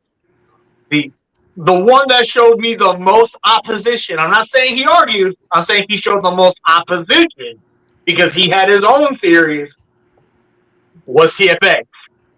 Right. And the only reason I did that whole bit was because he begrudgingly showed me the wheelie alone and just straight up went, "You were right, and I'm sorry." For the sake of explaining, I did that mainly for, well, comedic value, but also I am a man of my word. If I'm wrong, I will admit I'm wrong. I was literally about to say, he told me straight up, if he was proven wrong, he would come straight to me and admit he was wrong. I said that on JJ's stream too. To Exactly. go even further. That's what I'm saying. Yeah. No, I'm So just saying. you legit kept your word, and you came right to me and said, "You were right, and I'm sorry." Because realistically, think about it though, right? Because Hasbro has been known to do this bullshit for, well, let's be real, decades. It also would have worked. It could have worked both ways, really. So, like, we could have got this brand new Spankin' Deluxe. But honestly, who wouldn't have been surprised if we just got the core wheelie, the exosuit again, but as Daniel, and then they throw it in a 2-pack and they say, "Oh, it's $27." Who would have been surprised? Really? I mean, give you the logic behind where you went with that. Here's my counter argument. Look at how much more willing they have been as of late to make new molds that True. they know for a fact they can sell for big bucks. True. I still think there's a bit of a downside to all this, though. We It ain't is going to see the animation one until 2027. which I'll admit that is unfortunate. That I unfortunately am going to have to wait to really enjoy that figure until 2027, because as much as I'm sitting here and giving the figure its praises because I love the fact that he's a brand new mold, and so far this mold looks amazing. It's the toy version I'm not buying. Yeah. I'm not buying it either. I'm waiting for I think I will to simply experience the mold, same how I did with Sea Spray. But after that, yeah. I personally cannot justify it, at least not right now. Yeah, that really looks great as far as the sculpting goes. Oh no, absolutely, Wii was fantastic. But Yeah. Almost He shocked the hell out of me. I was shocked that he was a new mold. Like the Outback, though, new chest, new head on that figure's ass. I am after that. Well, you better be ready because he goes up on the 10th, 7 p.m. Pacific Standard Time, which is 11 a.m. Eastern Standard. Well, when does he actually come out? Like for release? For actual release, yes. Unknown at the moment. I think next year. They usually end up dropping in Canada early, so if you really want one BC, I'll go drive across the border for you. Don't say less. I actually thought about doing that a couple times for some stuff. So we're not going to know about the release date until he officially goes up, because right now, as of Walmart's website, it says available for Walmart Collector Con October 10th at 7 a.m. Pacific Standard Time. You guys it does not have a release date yet. It should be about 9 a.m. Central Standard Time. Yeah, or 11 a.m. Eastern Standard Time. So we'll know his release date, but I don't think it's going to be next year. It's going to be this year. I think it's going to be probably... I wouldn't be surprised if it's November. For the Outback? For both. Oh, jeez. Because Sea Spray, he got revealed, like, what? August? July. When he's suddenly available in stores. July? Yeah, showing in July. Sea Spray? Holy shit. Yeah, they got that thing out fast. Yeah, they got that Sea Spray out really fast. Like, he was in stock literally the last week of September. So. What's up? What are you building? Hold the fuck up. Hold the fuck up. Hold the fuck up. What are you doing? You can figure it out. He's building a thing. He's building you guys get convoy builds tonight. It's like BC builds, but like I do it better. you come in here.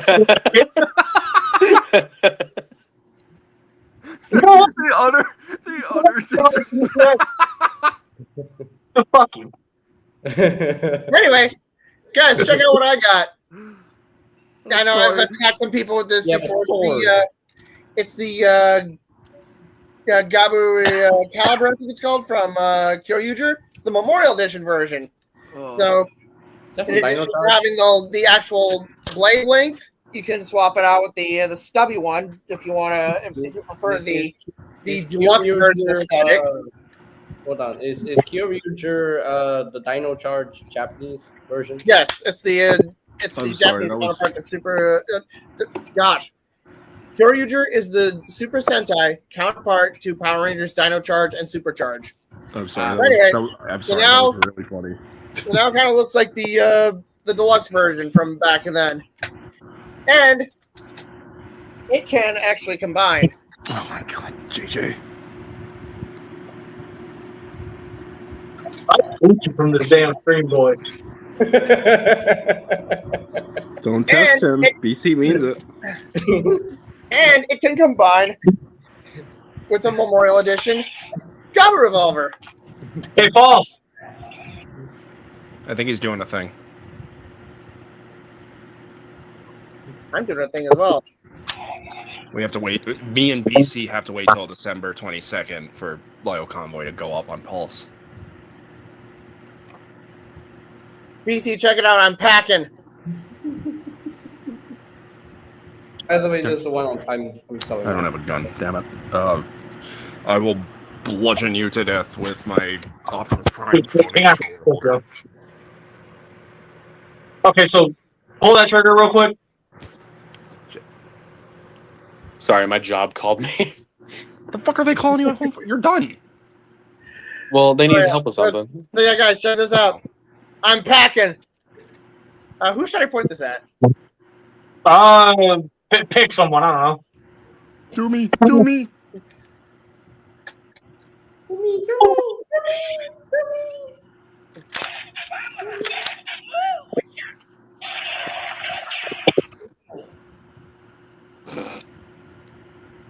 Oh, double death. Okay. Damn, 2-in-1 shot's crazy. That is crazy work.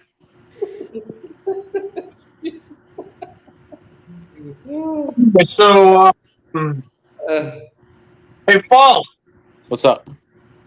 be proud of me. What am I proud of you for? All right, I'm proud of you. Nariko says, edition TFT. Yeah. It looks freaking sick. God damn it. Everywhere I go. Oh, yeah. Speaking of blockies, yes, I'm on Transformers Prime stuff happening in Blockies Action Edition. That is. You want to know what would be even more awesome in Action Edition for Blockies? What? A tidal wave. Yeah, that would be good. I low-key want that. That is true. I low-key want that tarn. Speaking of if they can actually do a Blockies, wait.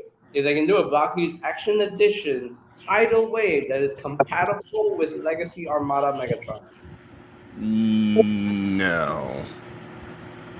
Hear me out. They should make a Blockies one that's then compatible with a future Blockies Armada Megatron, and they should do all of Armada. That makes more sense. Yeah, because those could be like the new SCF figures. It'd be kind of fun. Also, speaking of Blockies, False. What's up? Do you still have that tarn? Yes. Okay. Where he is a completely different story. We'll figure it out whenever I'm visiting. I know he's somewhere.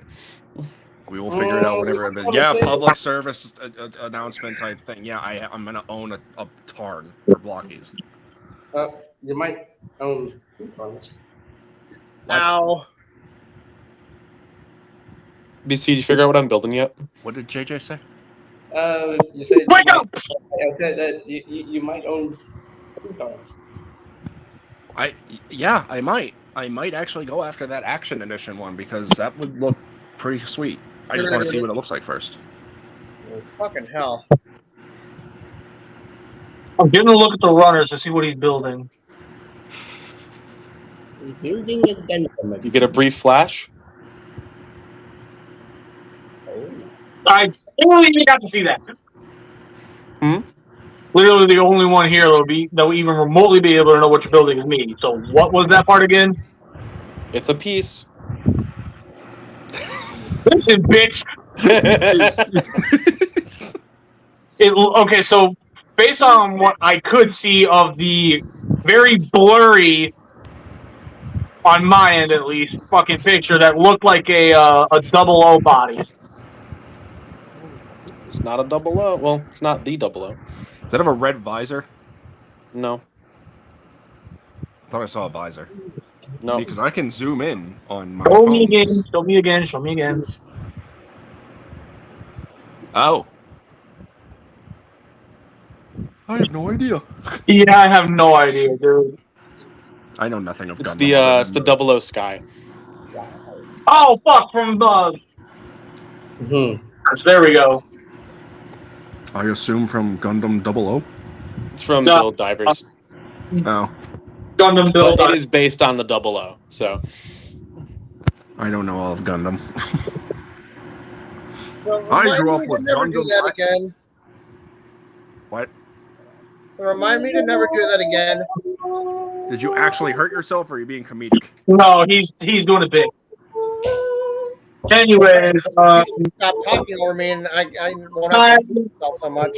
I am hungry. I am tired, and I should start prepping for my wife and her inevitable arrival because we are going to be making dinner hopefully soon. Mm. As much as I know we all love having fun with the after party, unfortunately, all good things must come to an end. Ah. Anarchy. Anarchy. I wonder about Anarchy, too. You can anarchy all you want, bitch. You ain't getting shit. Alright, so Alright, bees. Do your thing, do your thing. Hey, Nariko, don't you dare play that all man shit. It's your own fucking fault for oversleeping. You have a life, Naruto. It's okay. well, TFA talk with his mouthful. Well, false convoy bite the hand that feeds him. Well, JJ Prime bite off more than he can chew. Will BC know what to do? Will Bees dare to be stupid? Find out next time on Scrapyard. Come on, cooperate with me. Scrapyard, episode 137. Our wildest toy takes. Interesting. So, with that said, thank you everybody very much for coming onto the show. I greatly appreciate you guys. Look forward to that Megatronus review. Look forward to stuff with JJ being able to actually utilize his leadership role, and just overall, this is going to be an absolute blast and a half of time. And yeah. With all that said, everybody, and again, sorry to anybody who showed up super late. But, you know. I'm just hanging out, man. But with that said, everybody, I've been BC. I've been playing these. I've been the JJ Prime Reviews. Call me Kono. I've been False Convoy. I've been spooky. TFA 1024, the buy a tidal wave. TF Addict.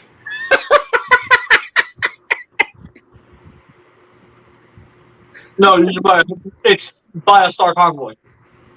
Yeah. By both. Oh, it's buy a tidal wave. No, it's by a Star Convoy. Oh, it's buy a tidal wave. No, it's by a Star Convoy. Okay, knock it off, people. It's not. I don't think you could tell the I commander what to do. agree with BC. It's by a Star Convoy. Do I need to go get Grassy, mine? grab your Like, is title that what wave. we need to do? Do I need to go get mine? Go get your title wave. Do I need to go get both? No, we're not doing that to JJ. No, we're not. We had our fun. We're ending now. Bye, guys. Bye, everybody. Good night. Bye.